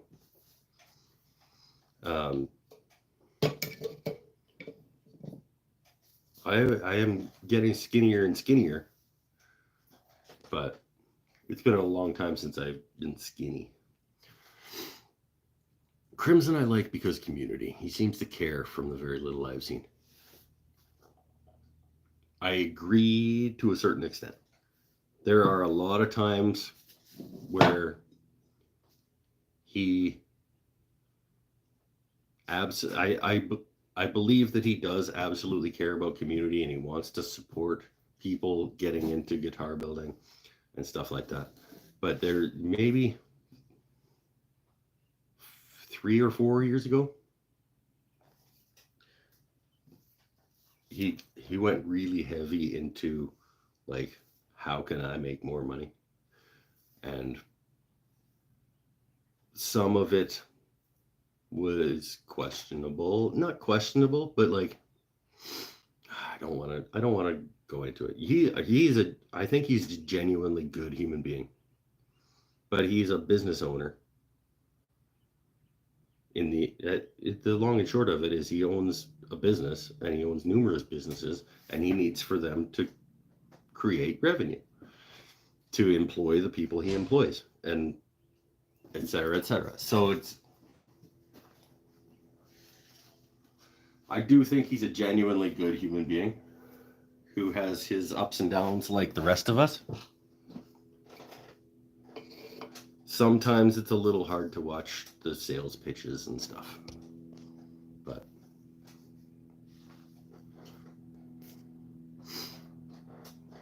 I used to like him, but I entered GGBO 2 years ago and got messed over. Yeah, there were a lot of problems with the GGBO in general, and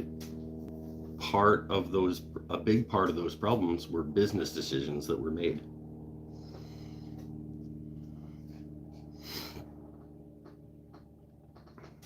I'd imagine he thought about retirement and made several decisions close together. He admittedly was going through some mental health difficulties, and all the power to him, and congrats to Ben Crow for like adjusting and making those decisions to talk to docs and get medicated. And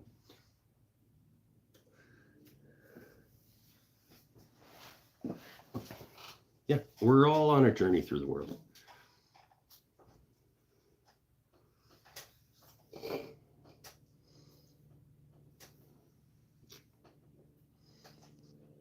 I wish him and his business and everyone involved all the best.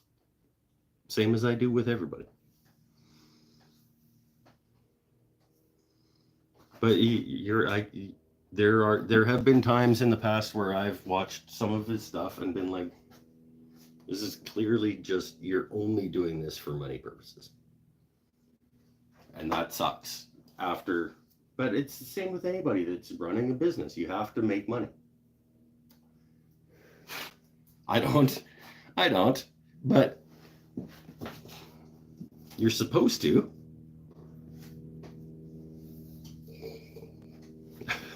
I don't know what I'm talking about, clearly.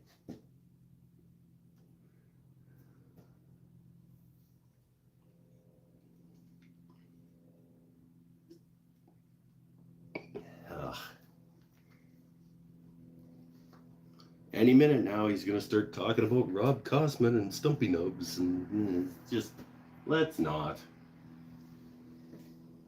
Let's look at the beautiful cabinet some more.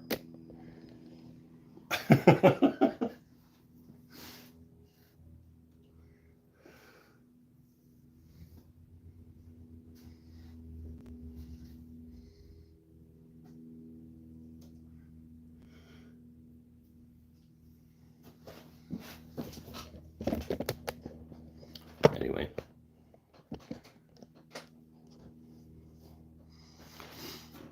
Personally, I don't hate on April as I see people piling on. It's the consequence of success and growth. Yeah, like, let's not judgment. You know, everybody's on their own journey through the world. If you want to turn your success at having fun on the internet into a business endeavor, you go nuts. I'm probably going to stop watching. But I wish you all the best.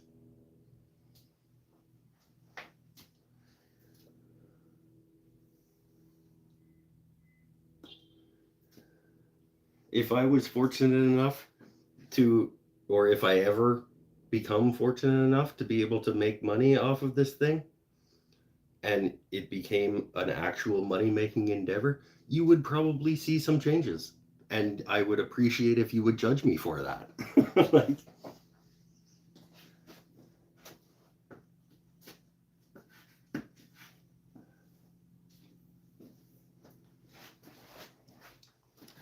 no, I wouldn't. I wouldn't appreciate if you would judge me for it. But I would understand. I'm lost. Who, what? No, we're just talking about people that would on YouTube who got bigger than their britches, so to speak, and started to feel like marketing all the time instead of community building and support.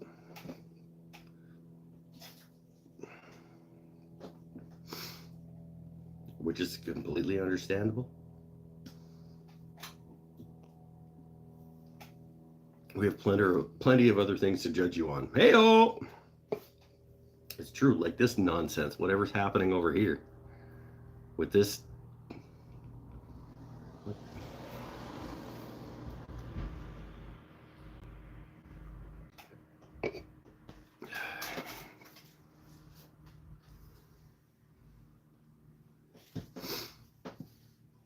Would not buy a new one.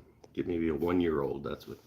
Yeah, well, in terms of RVs and stuff, yeah, I think that's probably. You get a lease return at the very least. Don't buy anything new off the lot. That's dumb.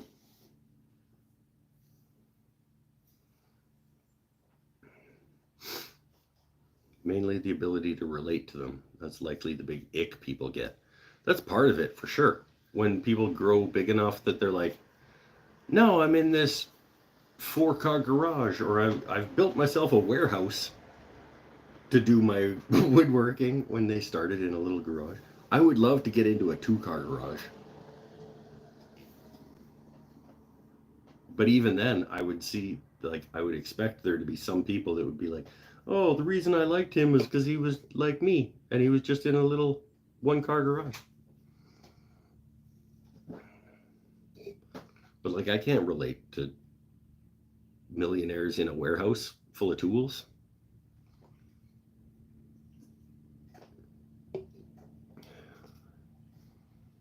Even if they got there from their little garage shop, like April did.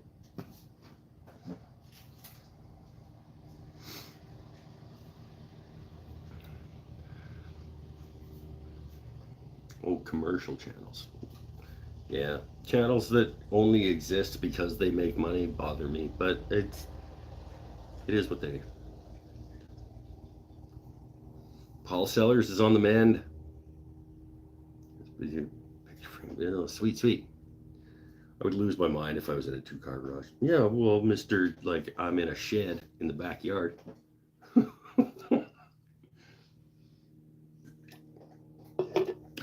We're all goldfish. We grow to the size of the space that we're in. If I got a 2-car garage just tomorrow, I would probably immediately be out of space just by spreading everything out. And be like, oh, I don't have any room for any more things. No, you do. You do.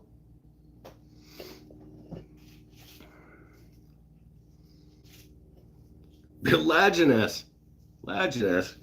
Gotta hit the notification button, my friend. Comes in 2 hours in and goes, what? Come on. Hit that bell.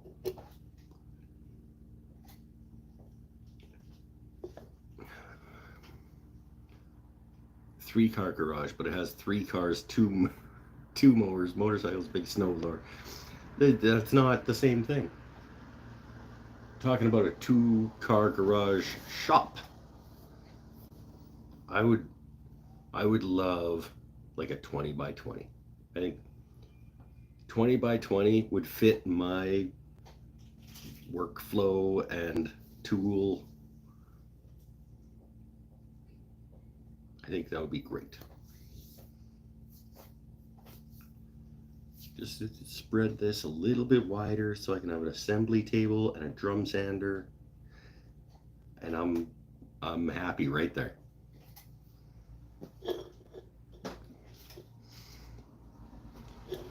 I was watching Netflix. Well, see, is he expanding the garage? No, he's not.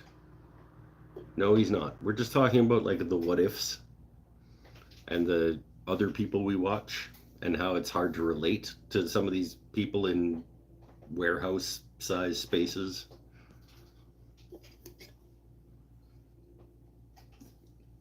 I've never heard anyone say, I wish I made that shed smaller. Yeah, it's true. It's true. 25 square. be about perfect.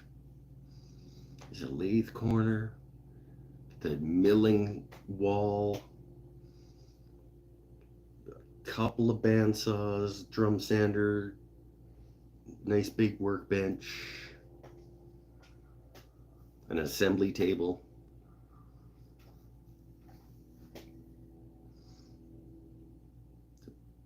PCS saw stop.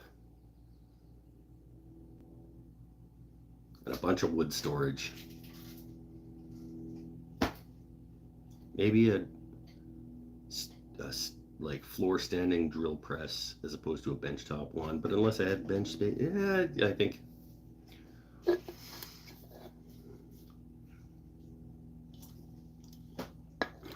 Get me one of them mortisers that I don't really need, but it would be fun. That we were talking about earlier. Beer.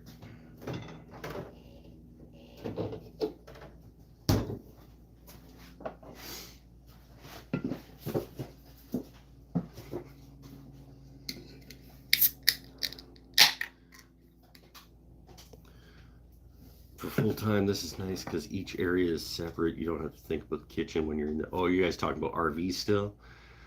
Keep thinking about building a larger bench and moving it against a wall. I want access to both sides of my bench. If it was bigger and against the wall, I could see how that would be beneficial in some ways.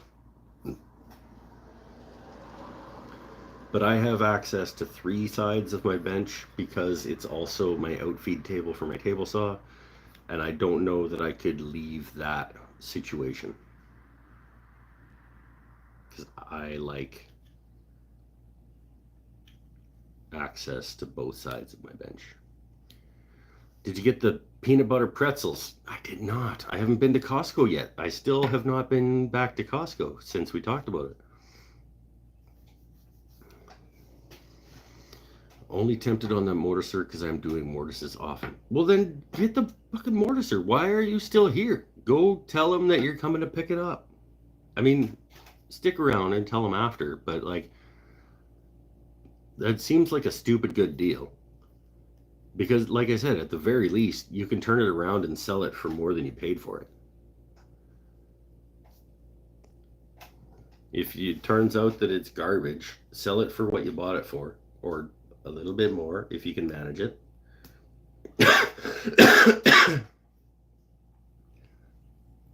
That's a dumb price. $250 on a jet mortiser.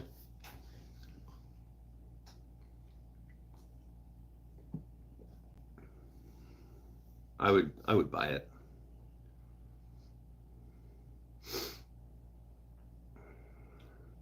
I hear that the upkeep on mortise chisels and sharpening the inside bevels of mortise chisels is a hassle. But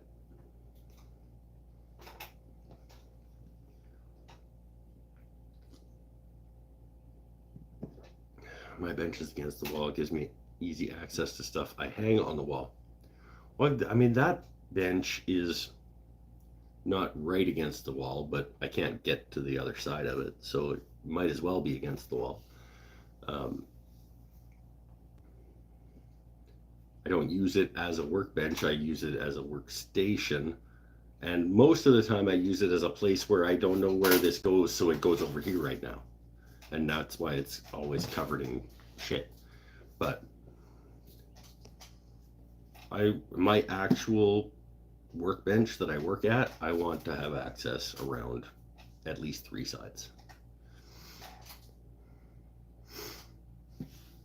I used to have a narrow bench on the wall, but kept needing a folding table for assembly. Yeah, we're all on our own journey. I have the grinder bits to sharpen, but yeah, I can see it going sideways and wanting to buy replacements over enough use. Sure, yeah, I mean, hell, I think about buying replacement plane blades instead of sharpening them. Because it's only $50 to get a replacement blade.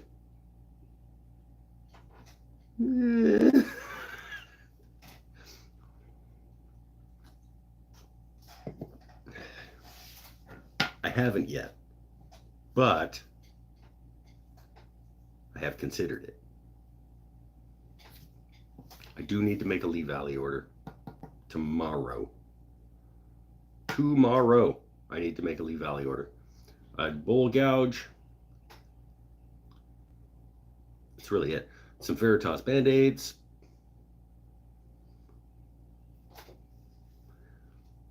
We'll see what else. Mainly just a bowl gouge, but a domino. No. I need more thumbs, you guys that are here. There's 12 of you watching and only 8 of you are enjoying it. Come on.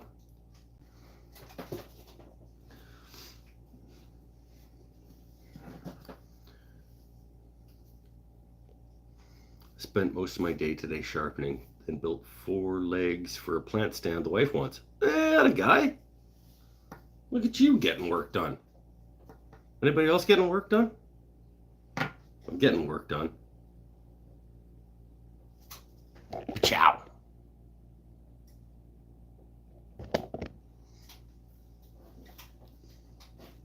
The more I look at it, the more I like it.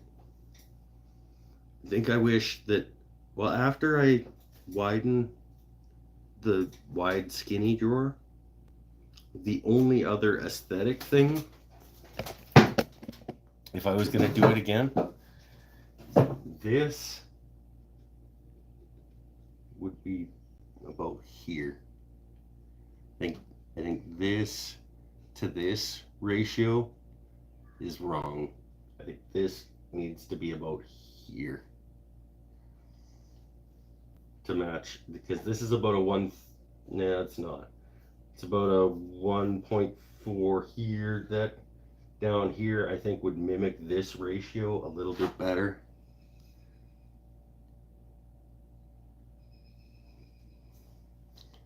I don't know, looking at it on the screen, I don't hate it.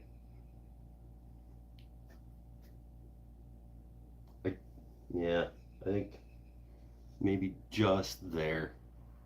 So that's a little narrower and this is a little bigger. But other than that, I think it's pretty okay.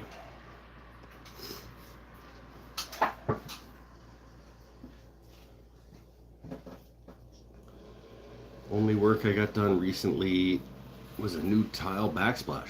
This is my favorite. This is my after hours call week.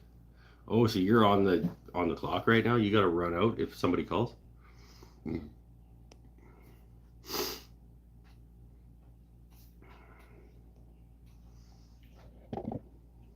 Needs to be a third? I don't know that it does. I just think that it should be the same ratio. So the bottom one isn't a third. The bottom one isn't a third, but I do like where it is. So this is the same as this, which, so I made that intentionally, like this is the same as this dimension. This is going to have a door in it, which is going to change the aesthetic in terms of the visual interest. But I think this being a little bit lower, so that this is more of a horizontal rectangle like that one, I think would be better.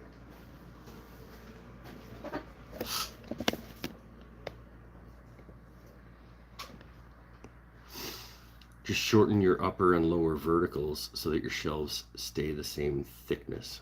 That's not how that works, though.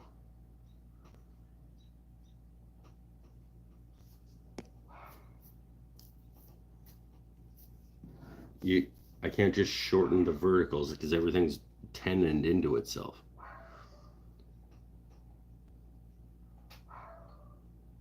Like I can't just like, oh, I guess I'll just shorten this one and then move everything. Like there's joinery involved. I mean, I guess I could fill the dados and then recut them to move things, but then they're either going to be visible filled dados, which would be very unattractive, No, I'm not going to do that.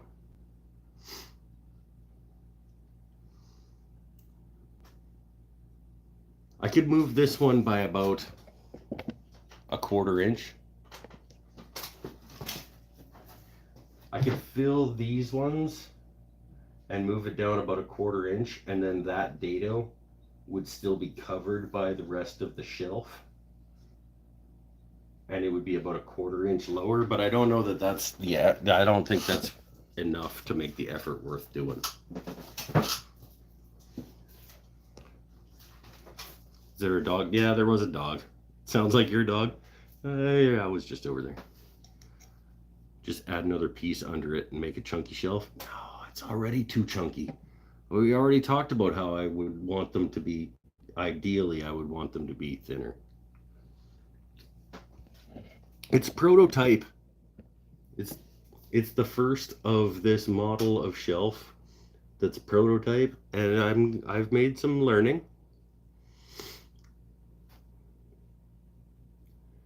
And it'll still look fucking rad on the wall of my shop.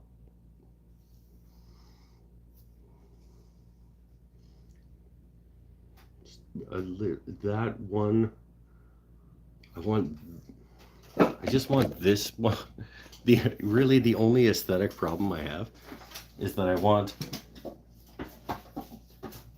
this to be the same size as this. And I think that's really the only thing that I would want, is for this to be down here so that that is the same as this. And I think everything else is about right.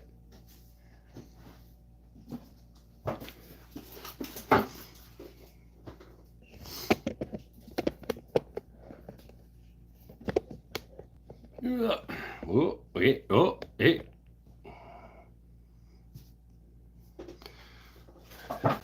Oh, here goes the stool. Nope.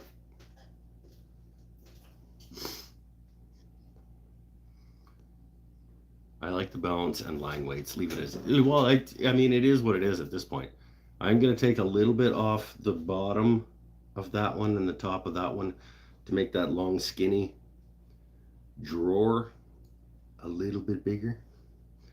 But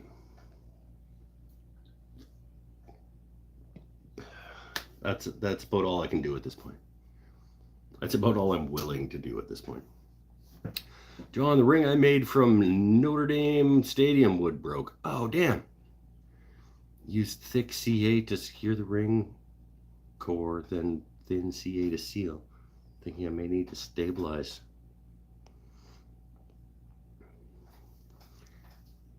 Hopefully John has an answer for you.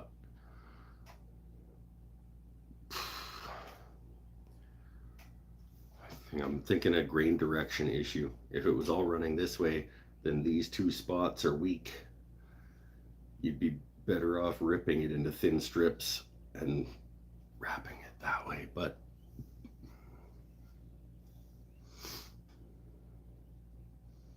looks like wood expanded and broke out. Well, okay, when we have it's diagram time. When we have a piece of wood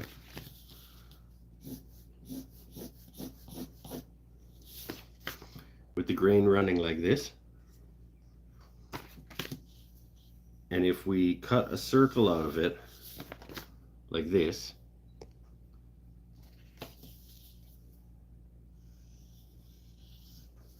so in a ring shape, these spots up here and these spots down here are super, super weak. And those will snap really, really easily. So if that's what we're talking about, yes, that's an issue.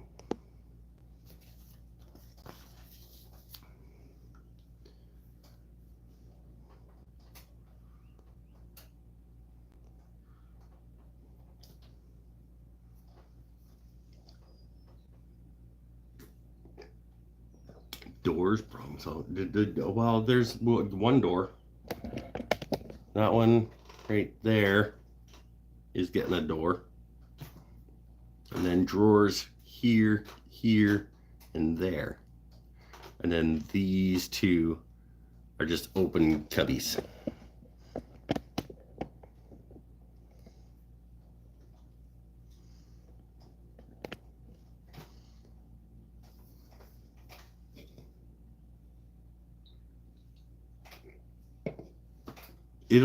It's going to be a fantastic piece of furniture. We're all our own worst critics. And I'll look at it every other time and be like, oh, if that was only this much. But everybody else is going to see it on the wall and be like, damn, that's a sweet cabinet. And I just have to remember that I am the worst critic of my own work. It's fine. It's fine. And then some idiot made all wood watches with wooden watch bands. I would hope that they would have been bent laminations or steam bent or something.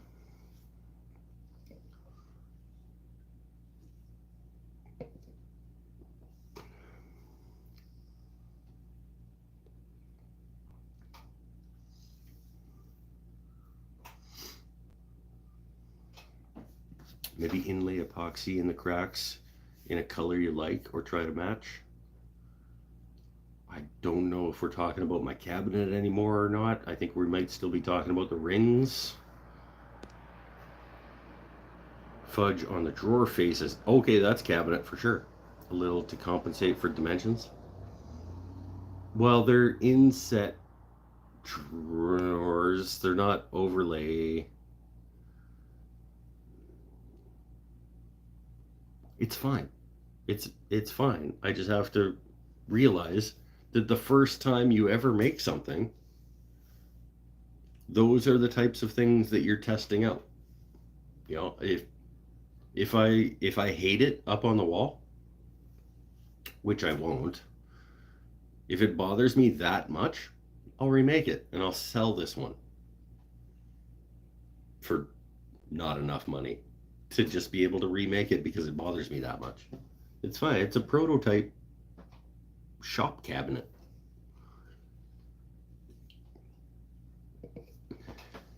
I already know that if I did it again, I would make it out of thinner stock. And that ratio would be the same as that box as opposed to that. Because the golden ratio 1.4 point blah blah blah blah blah blah blah or whatever doesn't really work when you're comparing inside parts to themselves and each other.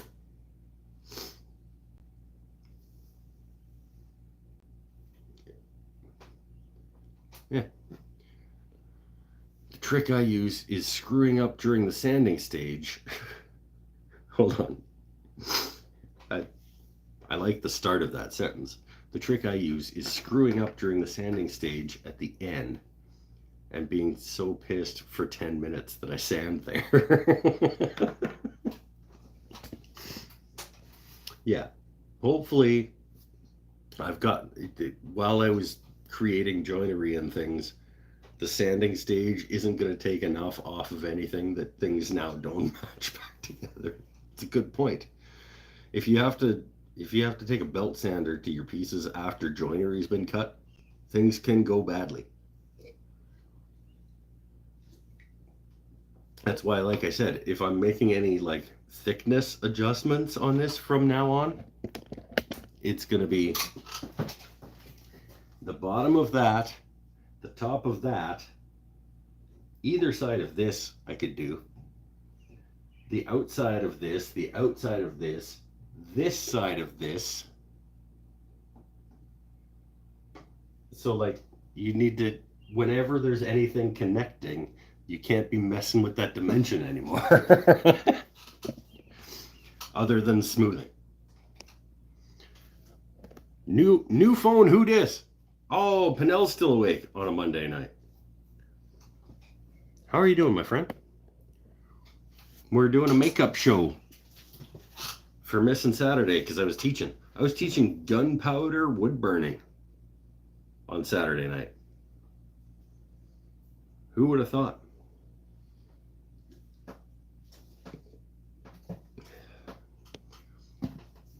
Oh, the belt sander has been the cause. Those are projects like air conditioner cap. You could just trim it on the table saw. Yeah. I think at this point I might be a little bit too deep into the project to be just slightly trimming things with the table saw.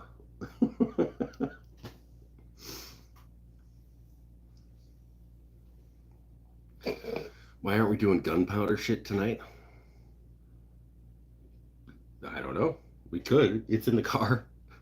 It's in the back seat of the truck. I got a box full of gunpowder and stuff that we could do. Nah, let's not. 1, 2, 3, 4, 5, 6, 7 beer deep. Maybe let's not. Gunpowder in the shop.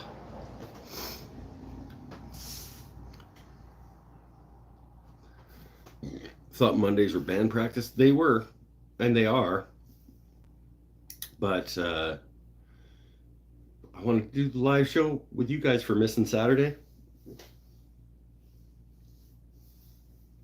And sometimes, I'll be honest, sometimes it takes a lot for me to get up for band practice. I love those guys. They're two of my best friends in the world. I love hanging out with them. Sometimes I'm just not feeling the music in my soul.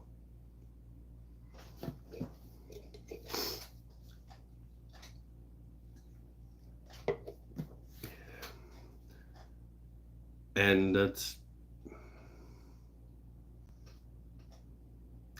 I still get to hang out with them. They're here.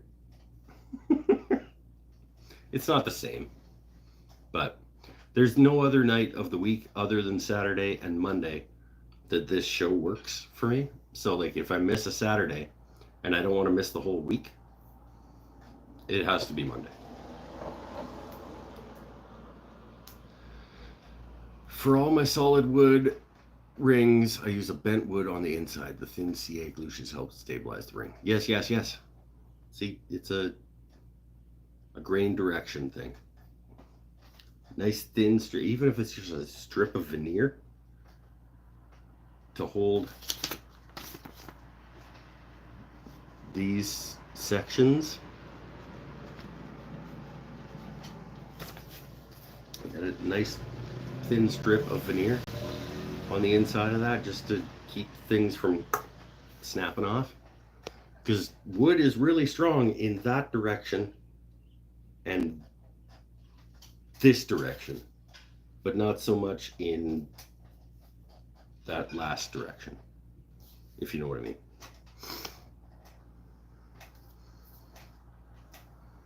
Are you adding drums to his punchlines? Yeah, do you have the drum kit set up so that when I crack a joke, you can be like, no, he doesn't. He's playing with toy trucks. He's putting new axles in his Traxxas Everest Mark IV Durango.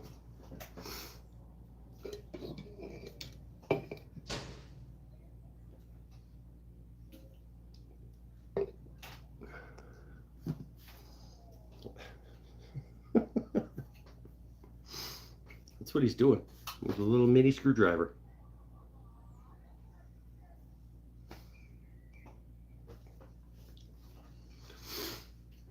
Oh.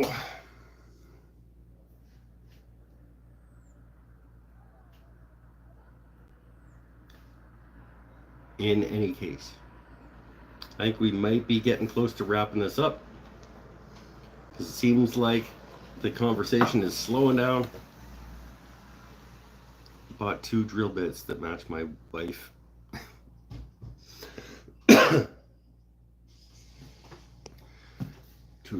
The wife and I ring fingers, then made a rod to hold them in place when I turn them on the lathe. Small veneer on the inside, it helps with strength. Yeah, I don't think I would want to.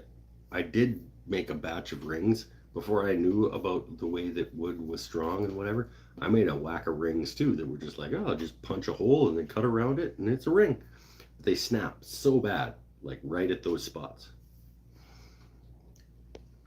The Creality Traxxas Max RM2 Max Off-Road Everest. I like it. Working on Cess trucks tonight. So an axial deadbolt with portal axles and new tire inserts for his Vettura Ascender. Damn! But is that the Vettura Ascender Mark 1? Because the Vettura Ascender Mark 3 is where you should really be. With the Vettura Ascender.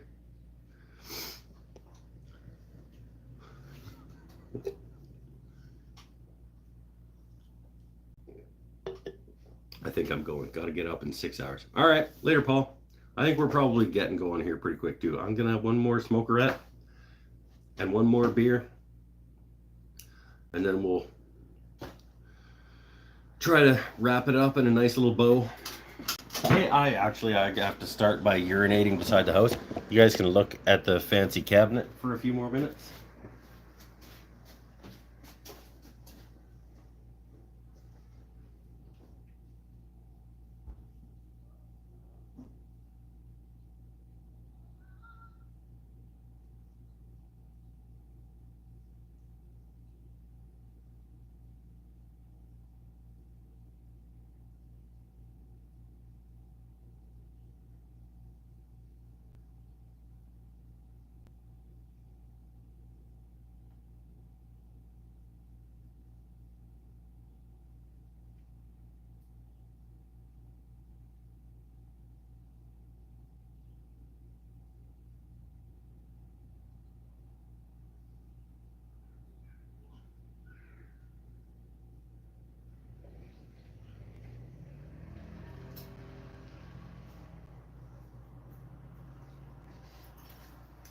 I like that.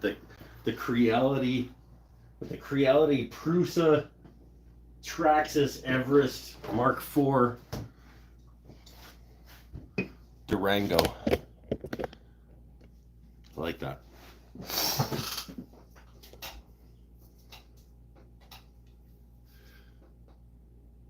Pinch this one off. I'd pinch you off. Tungsten ceramic core. About ZZ time for you two. Sorry, ZZ time.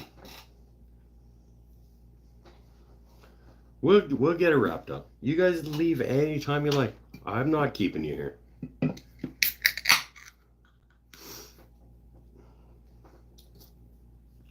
Look, the Beaver has a $99 vacuum kit for stabilizing. Yes, of course they do.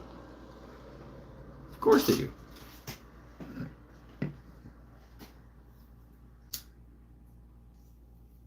Everybody can make their own decisions in the world.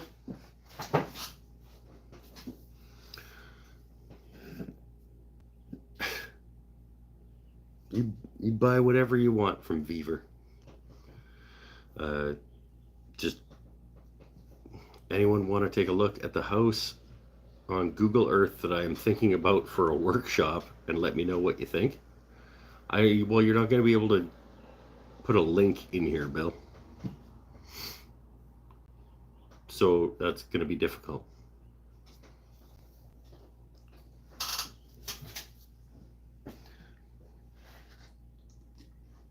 It better not be leaving anytime soon.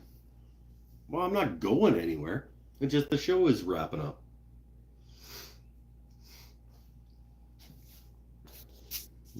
I've got 37%. So I guess I could go for a little bit still. Street view address. Okay, sure. As long as Google doesn't decide that you can't put that in, you put it in. Is there room in the house for all of us? Are we starting a commune?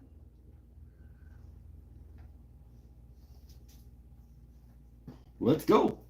Let's have a look. Bill, is it in Opossum Creek Or is it like where are we locating?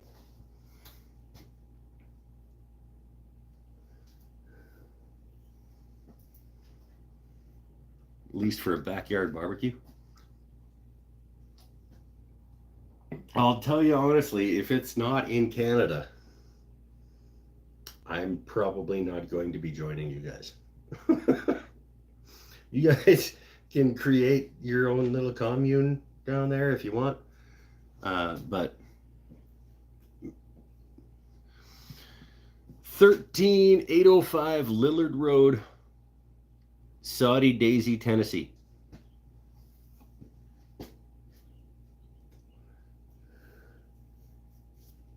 Soddy Daisy, Tennessee. Okay, I can't come. I'll just get that out there. I'm not going to be joining you.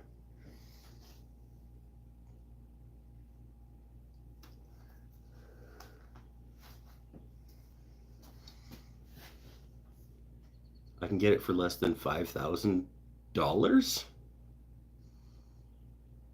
Wait, you can buy an entire property for 5,000? That that doesn't make sense. Are you renting? What is happening? Is that there's a typo here somewhere?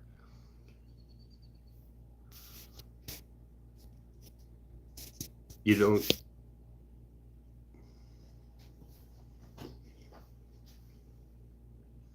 Something isn't computing. You can't buy a property.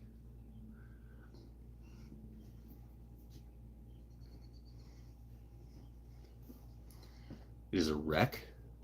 It doesn't matter. The land itself is worth more than $5,000, unless it's like 27 square feet of land.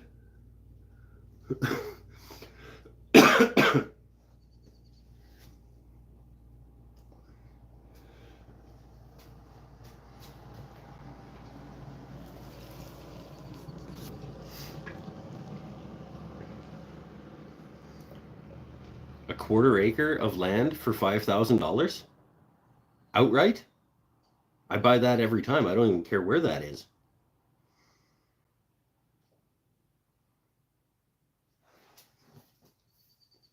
Like I might buy that chunk of land from here in Canada and just like sit on it.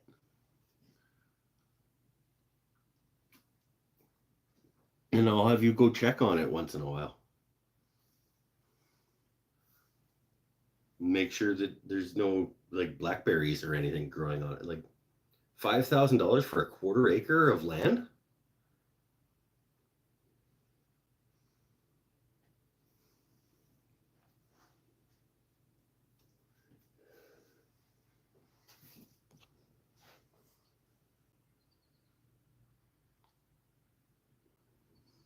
A distance from home is a big deal. Motivation to go there. Yeah, no, that's a good point too. If you put up a shop somewhere that isn't right beside your house, then it forces you to physically go to the shop to do work. And then while you're there, you are forced to do work because you're paying for the land tax and all that stuff on the property. But it's like it's really easy for me to come out into the garage and go, meh, don't really feel like it, and go back inside. If I had to physically go to the shop to do work, that would take that out of it, right?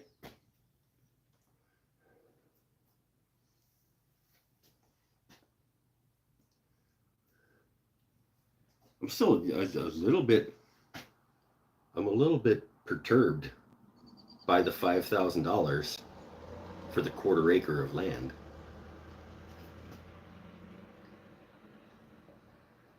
Like, is it a swamp? Do you have to fill this area in order to build something on it? Why is this chunk of land so cheap?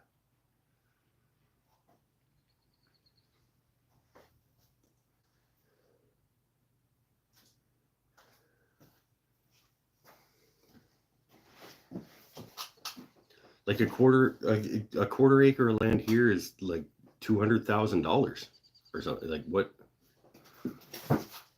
Maybe not, but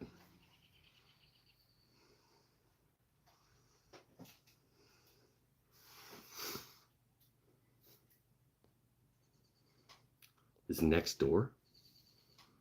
Go to Street View on Google Earth. I can't. I'm live on the internet with you guys. I'm going to write down the address so I can look at it afterwards. Hold on.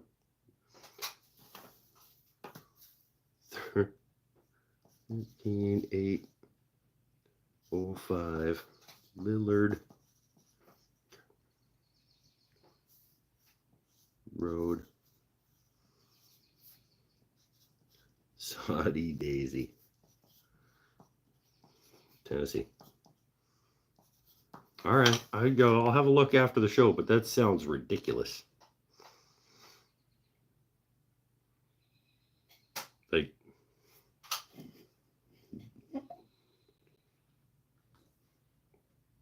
a $5,000 quarter acre property of land would something ain't right there. Like, either it's sinking. Like, is it a swamp that you have to spend $100,000 to fill, and it's under protection from the government, so you can't fill it? There's something wrong here. Because unless it's like protected mosquito refuge or something, that you can't do anything to it.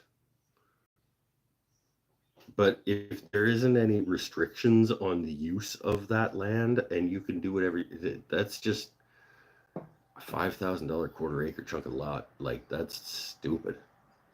Buy that.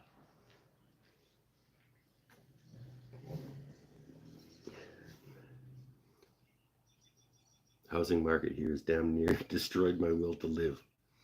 Yeah, I get that. If you could buy a quarter acre in Tennessee, like, Mike is gonna go buy that right now. Like, Mike is like, he's gonna go home tonight and tell wife, like, we're moving to Tennessee, and I'm bringing stacks of wood from Windsor Mill Sales down to Tennessee. We're gonna build a house.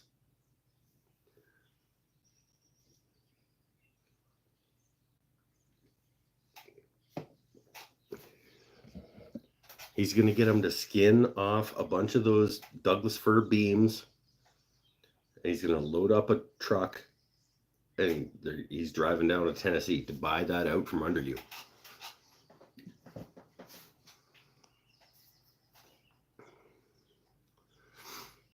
Dude, I almost pulled the trigger on moving to Texas. Oh, God.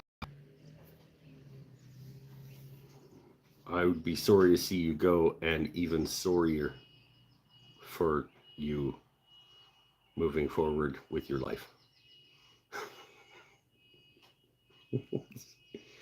Sorry, that was mean. But meth houses make the best wood shops. That's just a fact. Knock it down. Knock it for $5,000 for the property. Doesn't matter what's on it.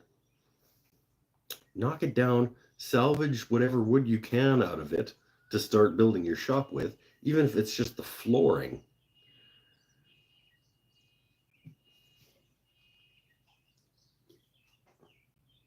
It might cost you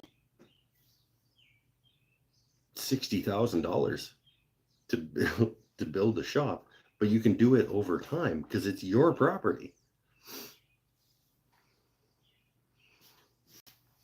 You frame it up whenever you have the money to do it. You put windows in whenever you have the money to do it. You put the floor down, and it's all the reclaimed walls from the meth house that you took down when you bought the property. Like, You do it over time for $5,000 for a chunk of land? Damn. It's a blockhouse, no windows, lots of garbage, 2,000 to connect to electricity, no water, no septic. Yeah. Okay, so there, yeah, it's absolutely going to cost a lot of money. Well, a lot of money to run systems to it.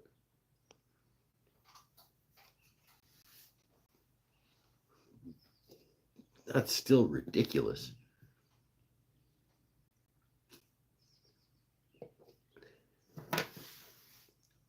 If this house fell to the ground in an earthquake and wasn't covered by insurance or whatever, and all I had was this quarter-acre lot and a pile of rubble, I could still sell it for $200,000, probably.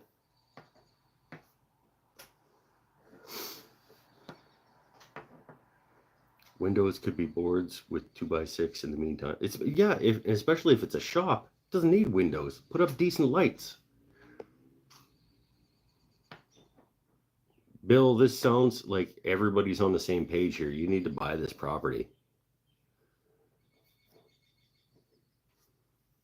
I'll look at it afterwards, but I don't see my opinion changing. Even a blank piece of land at a quarter acre for $5,000. Like the concept is boggling to me. Like $5,000 is like a really good table saw. If I could get a quarter acre of land for the same price as a good table saw, like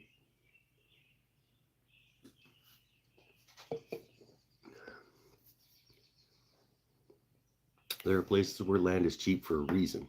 Sure, ghost towns or remote, the price isn't surprising, and I don't think it'll appreciate more than normal for that location. It's not about the appreciation or like as an investment property. I like I think just if you're wondering whether you should buy the chunk of land to put a shop on that's right next door and it costs you $5,000 to do it, I think it's a no-brainer to do it. Like, even if you do nothing with it and it doesn't appreciate, that's still $5,000 in the bank. It's not going to depreciate. And if you take that rundown house off of it and it's got a decent slab and whatever, you do a little bit of yard work and whatever, you can sell it to a developer, and that's dumb. I want to buy that. I want to live in Tennessee and just buy that.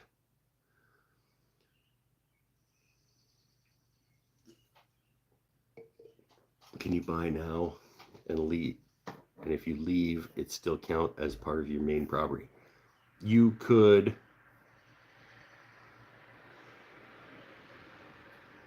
I mean, it would. I don't know what the township or municipal codes are like in terms of zoning, but you could combine, if it's directly next door, you could have it rezoned to be now one property, and then maybe it gets rezoned as estate or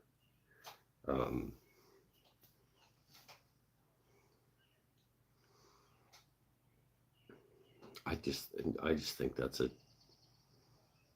especially if it's right next door. If I could buy the property, a quarter acre right next door for $5,000, it would be gone. If I didn't have it in my pocket, I would sell shit until I had $5,000 to buy it.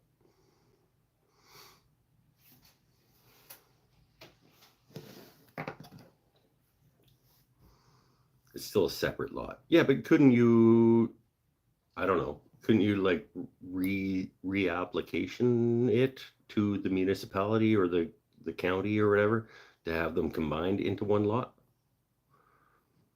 I don't know what difference it would make, but just buy it. Just go, Bill, go get off the show and go buy the lot.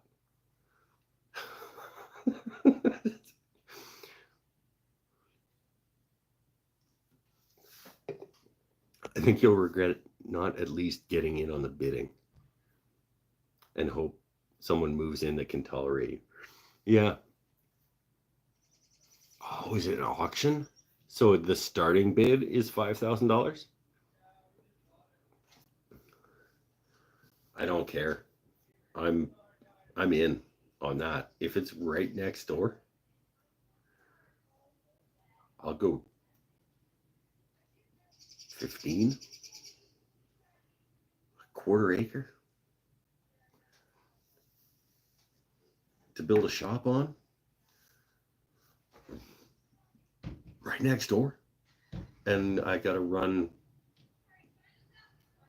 electrical and septic and whatever. I'll just rent an outhouse. I'll dig a pit and put a bucket in it. Like, this should not be a conversation that we're having. Bill, just buy the property. Damn.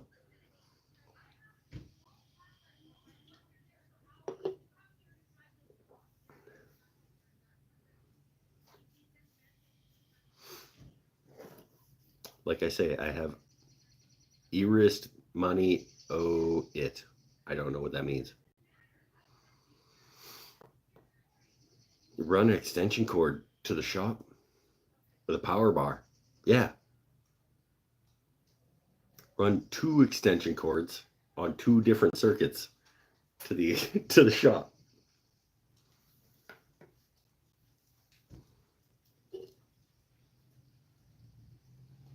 You buy it and I'll give you $6,000 for it, right? That's what I'm thinking. Like, I kind of just want to go buy it out from under him. Like, I'd have to move some money around so that I have it available to spend, but I kind of just want to buy it and be like, no, it's $10,000, Bill.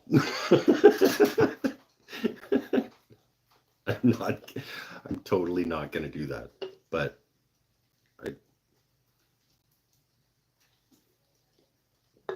if it's ready to put a shop on, you can't even go to the States. How can you buy a property? All I have to do is just like send them money. I can probably still buy property there even if I can't go. Sorry, everyone. Been drinking in the workshop. Just saw the alert. What did I miss? 3 hours of show, my friend. 3 hours of discussion about making things. We're talking about Bill Krulik buying property in Tennessee because somehow he's got access to a quarter acre lot for $5,000 right next to his house, and he's wondering if he should buy it. And we're all confused as to why he hasn't already bought that.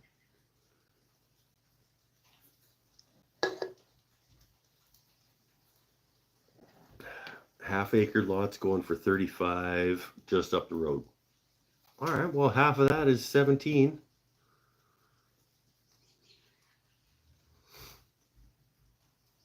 So it just adds to your current mortgage, kinda. Yeah. But I feel like $5,000 added to your current mortgage be like an extra $17 a month. Unless, I don't know what your mortgage rates are like, but I could add $5,000 to my mortgage and it would not be more than $20 or $30 a month, I don't think. Sorry, 3 hours. I'm ashamed. You should be ashamed.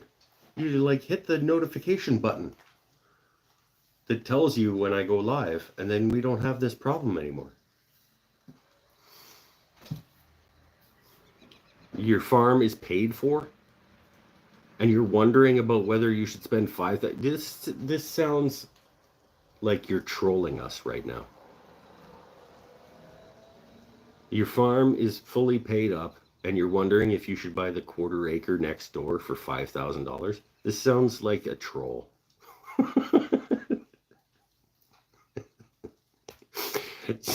Build freaking butthole boards or whatever. you just you just throw a table saw on the slab, build some butthole boards, and pay for the $5,000 for the property. Perfect. Perfect.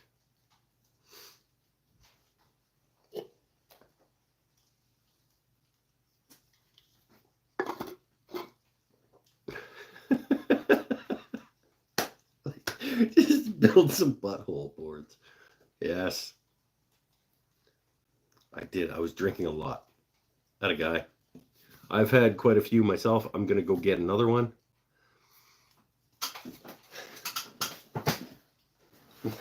Beer.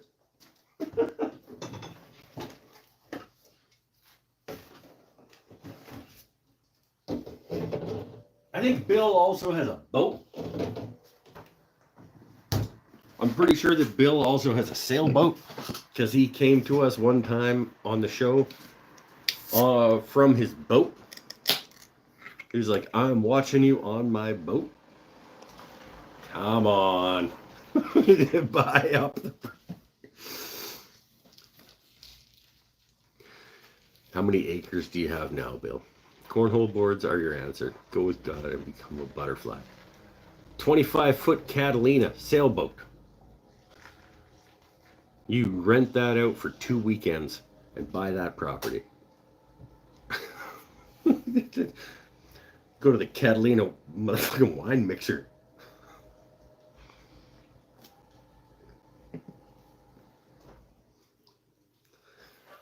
I have a shirt. I have a shirt from the Catalina wine mixer. $5,000 for a quarter acre of property in Tennessee, right next to your house.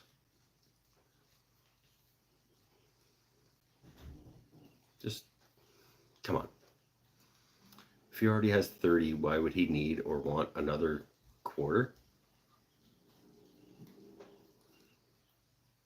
Because it's $5,000. I mean, I understand your point. He doesn't need another quarter acre if he has 30. But why wouldn't you add another quarter for $5,000?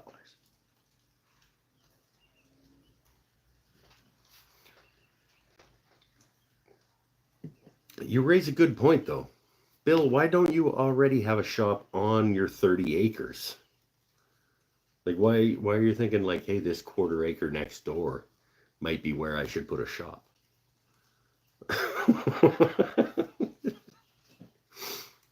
Okay, sorry, but I don't like Bill. Yeah, well, maybe he doesn't like you either. If you have a shop or are upgrading it, putting in some time to recoup the cost doesn't sound terrible if one goal is more woodworking. If it looked like a good place for a shop, and he doesn't get a crappy neighbor. That's another good point. He can buy it up for $5,000 and just leave it empty and not have to worry about anybody over there. You rent out your 25-foot Catalina wine mixer boat for a couple of weekends, buy up the property.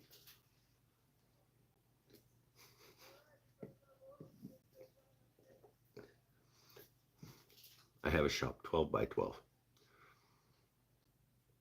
I think we can get you a bigger shop just by turning that lot over. I'm on the bad neighbor avoidance bandwagon. Yeah, I get that. If I could buy the property next door goes up for sale at a price that I can buy it, I'm gonna think about it. so I don't have to worry about who goes in there. No, no, this is that's a fun conversation.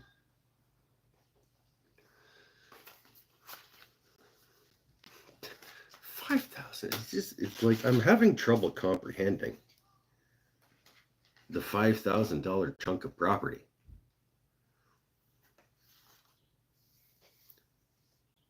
And the question about whether to buy it, like I don't, I can't think of a place on this planet. Like, yeah, no, I can. Like in North America, I can't think of a quarter acre of land that isn't a deep ass swamp that I wouldn't buy for $5,000. Unless it was, like I said, unless it was protected by environmental regulations or whatever, and I couldn't do anything on it. But if that's not the case, like,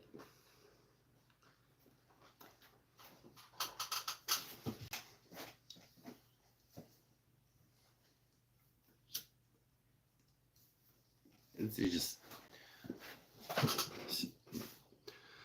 how do you know it isn't a deep ass swamp? I don't. That's what I'm saying. Like that's the only reason I could see not buying it. Leonard Mountain Homestead. Hello.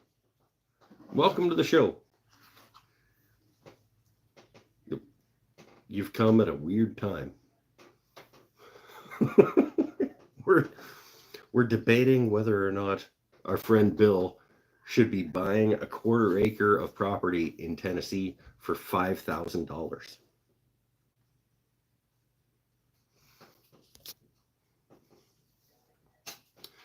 $5,000 is a lot on a fixed income. Just the willingness to accept the sacrifices he may have to make. Yeah, we're not. You're right. We're not all in the same circumstances. You're right. You're right. When I shouldn't be so flippant about my willingness to buy that property.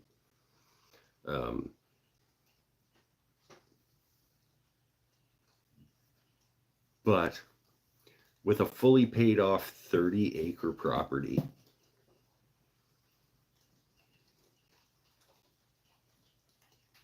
a $5,000 quarter acre right next door,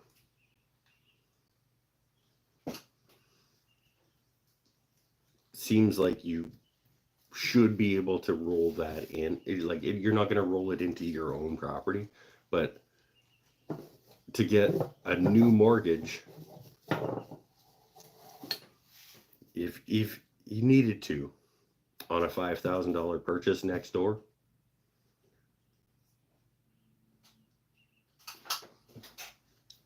you can use your 30 acres of equity to get a ridiculously low mortgage rate on that property.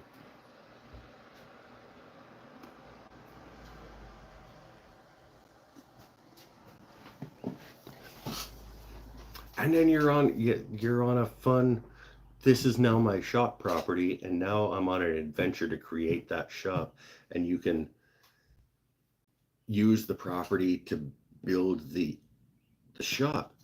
That'd be cool too. Are there trees on it? You find somebody to come take down some trees and mill them up to build your own shop out of the trees that came off the property. Like, it's just all kinds of. Buy it and put an RV hookup on it, and it's paid for in 1 year. But see, there's other ways to make money off the property too. You just run an electrical line, and you rent it out as RV parking or storage for people to put their boats. Now I've got a quarter acre of land for people to park boats on and rent them for $20 a night on their trailer or whatever. I'm gonna buy it. No, I'm not. I am going to encourage you to buy that property and find a way to make it happen. Personal loan, I have great credit, very few trees, but my 30 acres is full of trees. It's just, there's just so much possibility there, my friend. It feels like this shouldn't have been a question, and you should have just made this purchase. And after the show tonight, you should go finalize that purchase. If it doesn't work out for you, I will find $5,000 and buy it off of you. You've got 2,000 down on it? Okay. So you're already pretty much in. I like it. I like it. I think that's cool.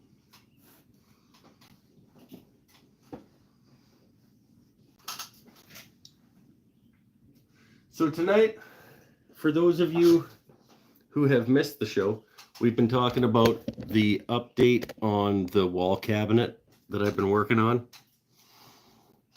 That is now almost fully joined and just getting ready for final carcass assembly. There are a couple of things that I need to tighten up in terms of joinery, but that is the new wall cabinet that's almost ready for glue. I quite like it.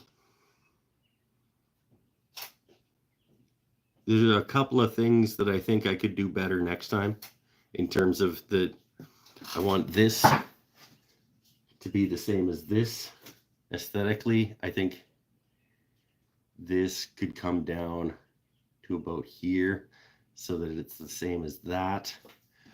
But we live and we learn and we try things. And maybe it's a troll when I said I would loan it to him. Yeah, maybe he's actually trying to scam people out of money to buy this fake property.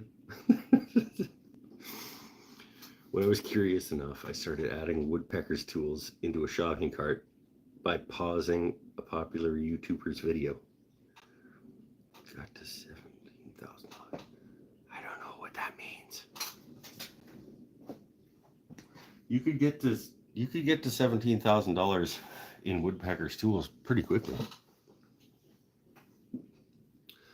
Looks great. Wow, sorry I missed the beginning. No, that's the wall cabinet that's in progress. Pretty happy with it. It's getting there.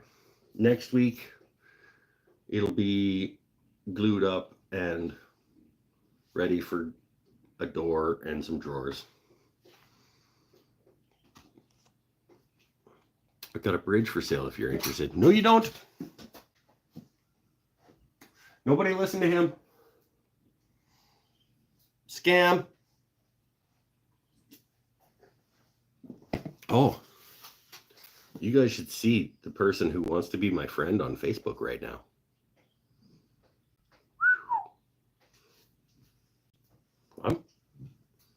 I'm tempted to become her friend also.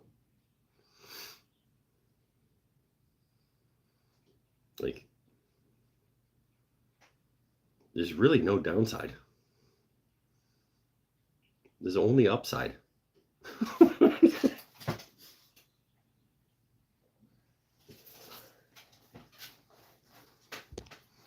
Thanks for the input. I was having buyer's remorse. There's no buyer's remorse there, my friend. The worst case scenario, you buy that property and you realize you don't want it anymore, and then you sell it for more than you bought it for.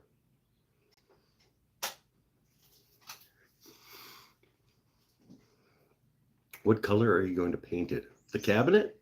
Are we back to talking about the cabinet now? I think I'm going to paint it. Shut up.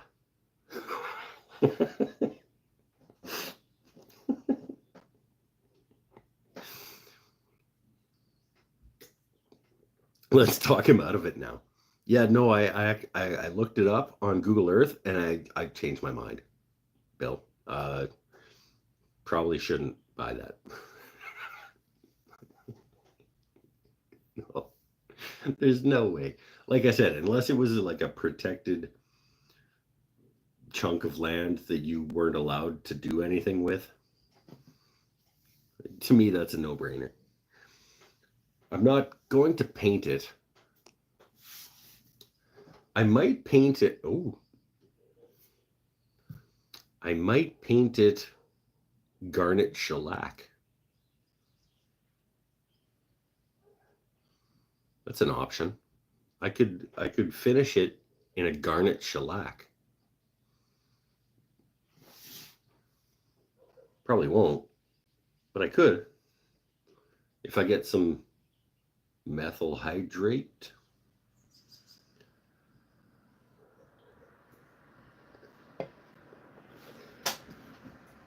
No, it'll be good. It'll be fine, just like that. It'll end up looking a lot like this one.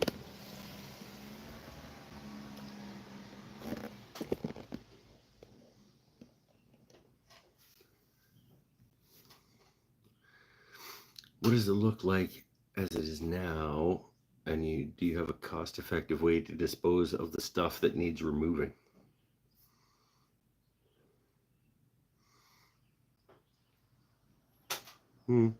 Would tear it down with big, heavy hammers and save the material for flooring for your shop.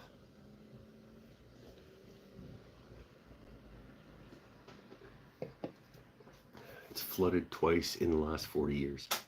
That's pretty good ratio. Really.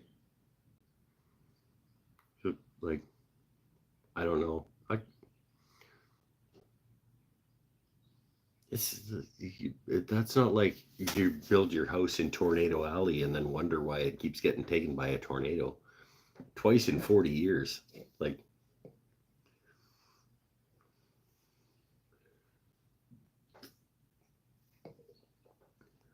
I don't know. Why travel? Like, Sean's an insurance agent. If it flooded twice in the last 40 years, like, isn't that pretty good from an insurance adjuster's point of view?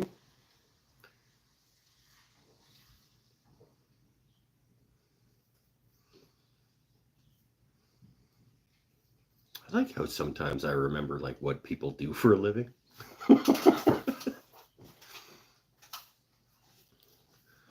Can't imagine that an average of every 20 years is a bad thing for a flood.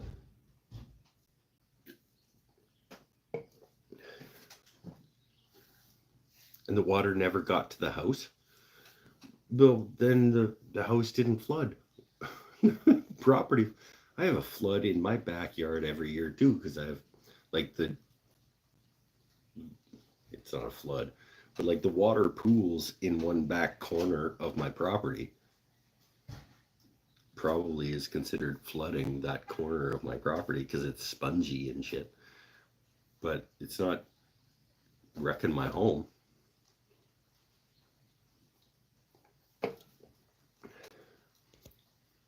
Oh, we're getting close to needing to shut this down.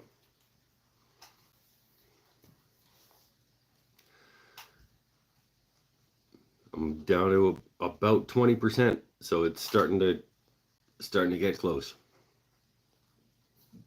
I'll watch the replay. Benadryl is kicking in. Nice. Cabinet's looking great. Sorry to hop in, hop up. Yeah, no, like, thanks for coming in. No need to apologize. Cut it into 1-inch squares and sell it for sell the 5,000 pen blanks for $1 each. There you go. Reclaimed lumber from an old home in Tennessee. $1 a blank. Fire it through the bandsaw. You paid it off. Love it. I love it.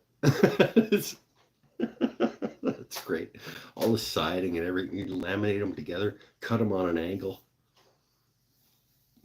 Beautiful. Beautiful. All right. Let's cut her loose. We're 3 hours and 20 minutes in on a Monday show that wasn't supposed to happen. Stay happy, stay healthy, stay safe, everybody. I love that we've gotten to hang out.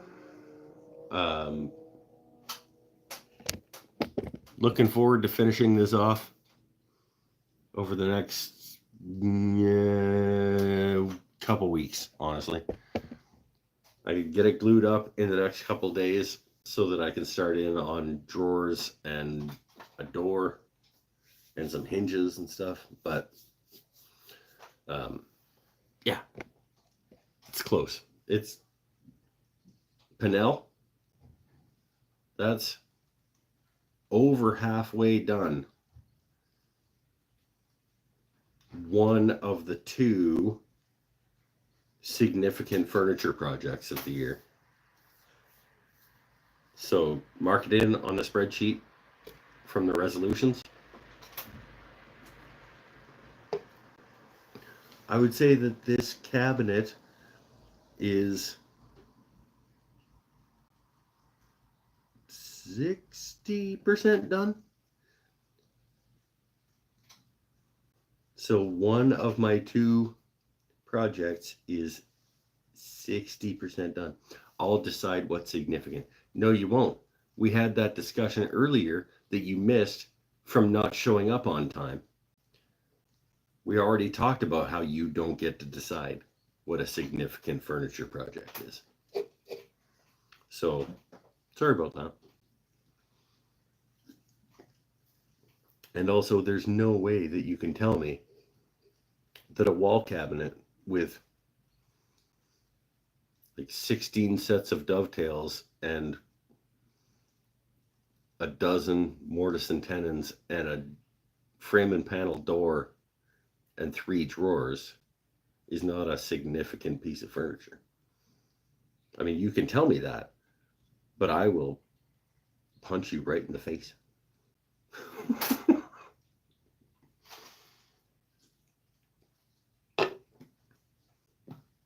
In form of disagreement.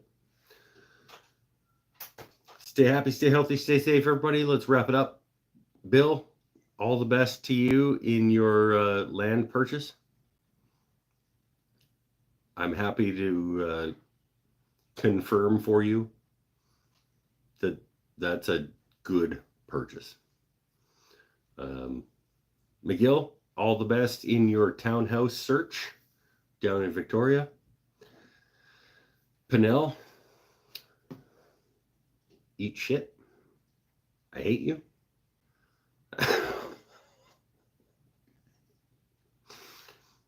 John, thanks for coming in, and thanks for your email the other night about like, hey, just wanted to check in because I noticed that you weren't live yet.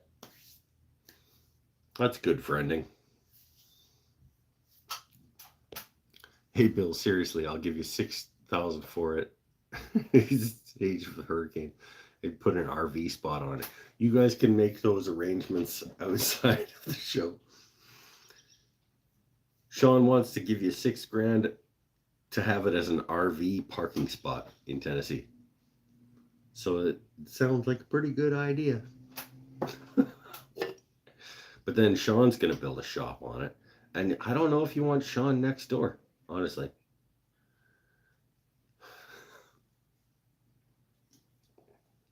Bye for now, everybody. We'll see you in 5 days. Back to normal time on Saturday. All right.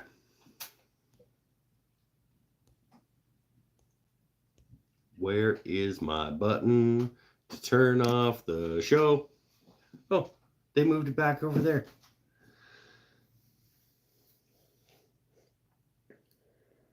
Just it bothers me how often YouTube just moves things just for no reason. Like they claim that they want to be user friendly for their creators and whatever. No, they don't. Because you wouldn't do stupid shit like just put the fucking X button back on the other side of the corner if what you wanted to do was user friendly for your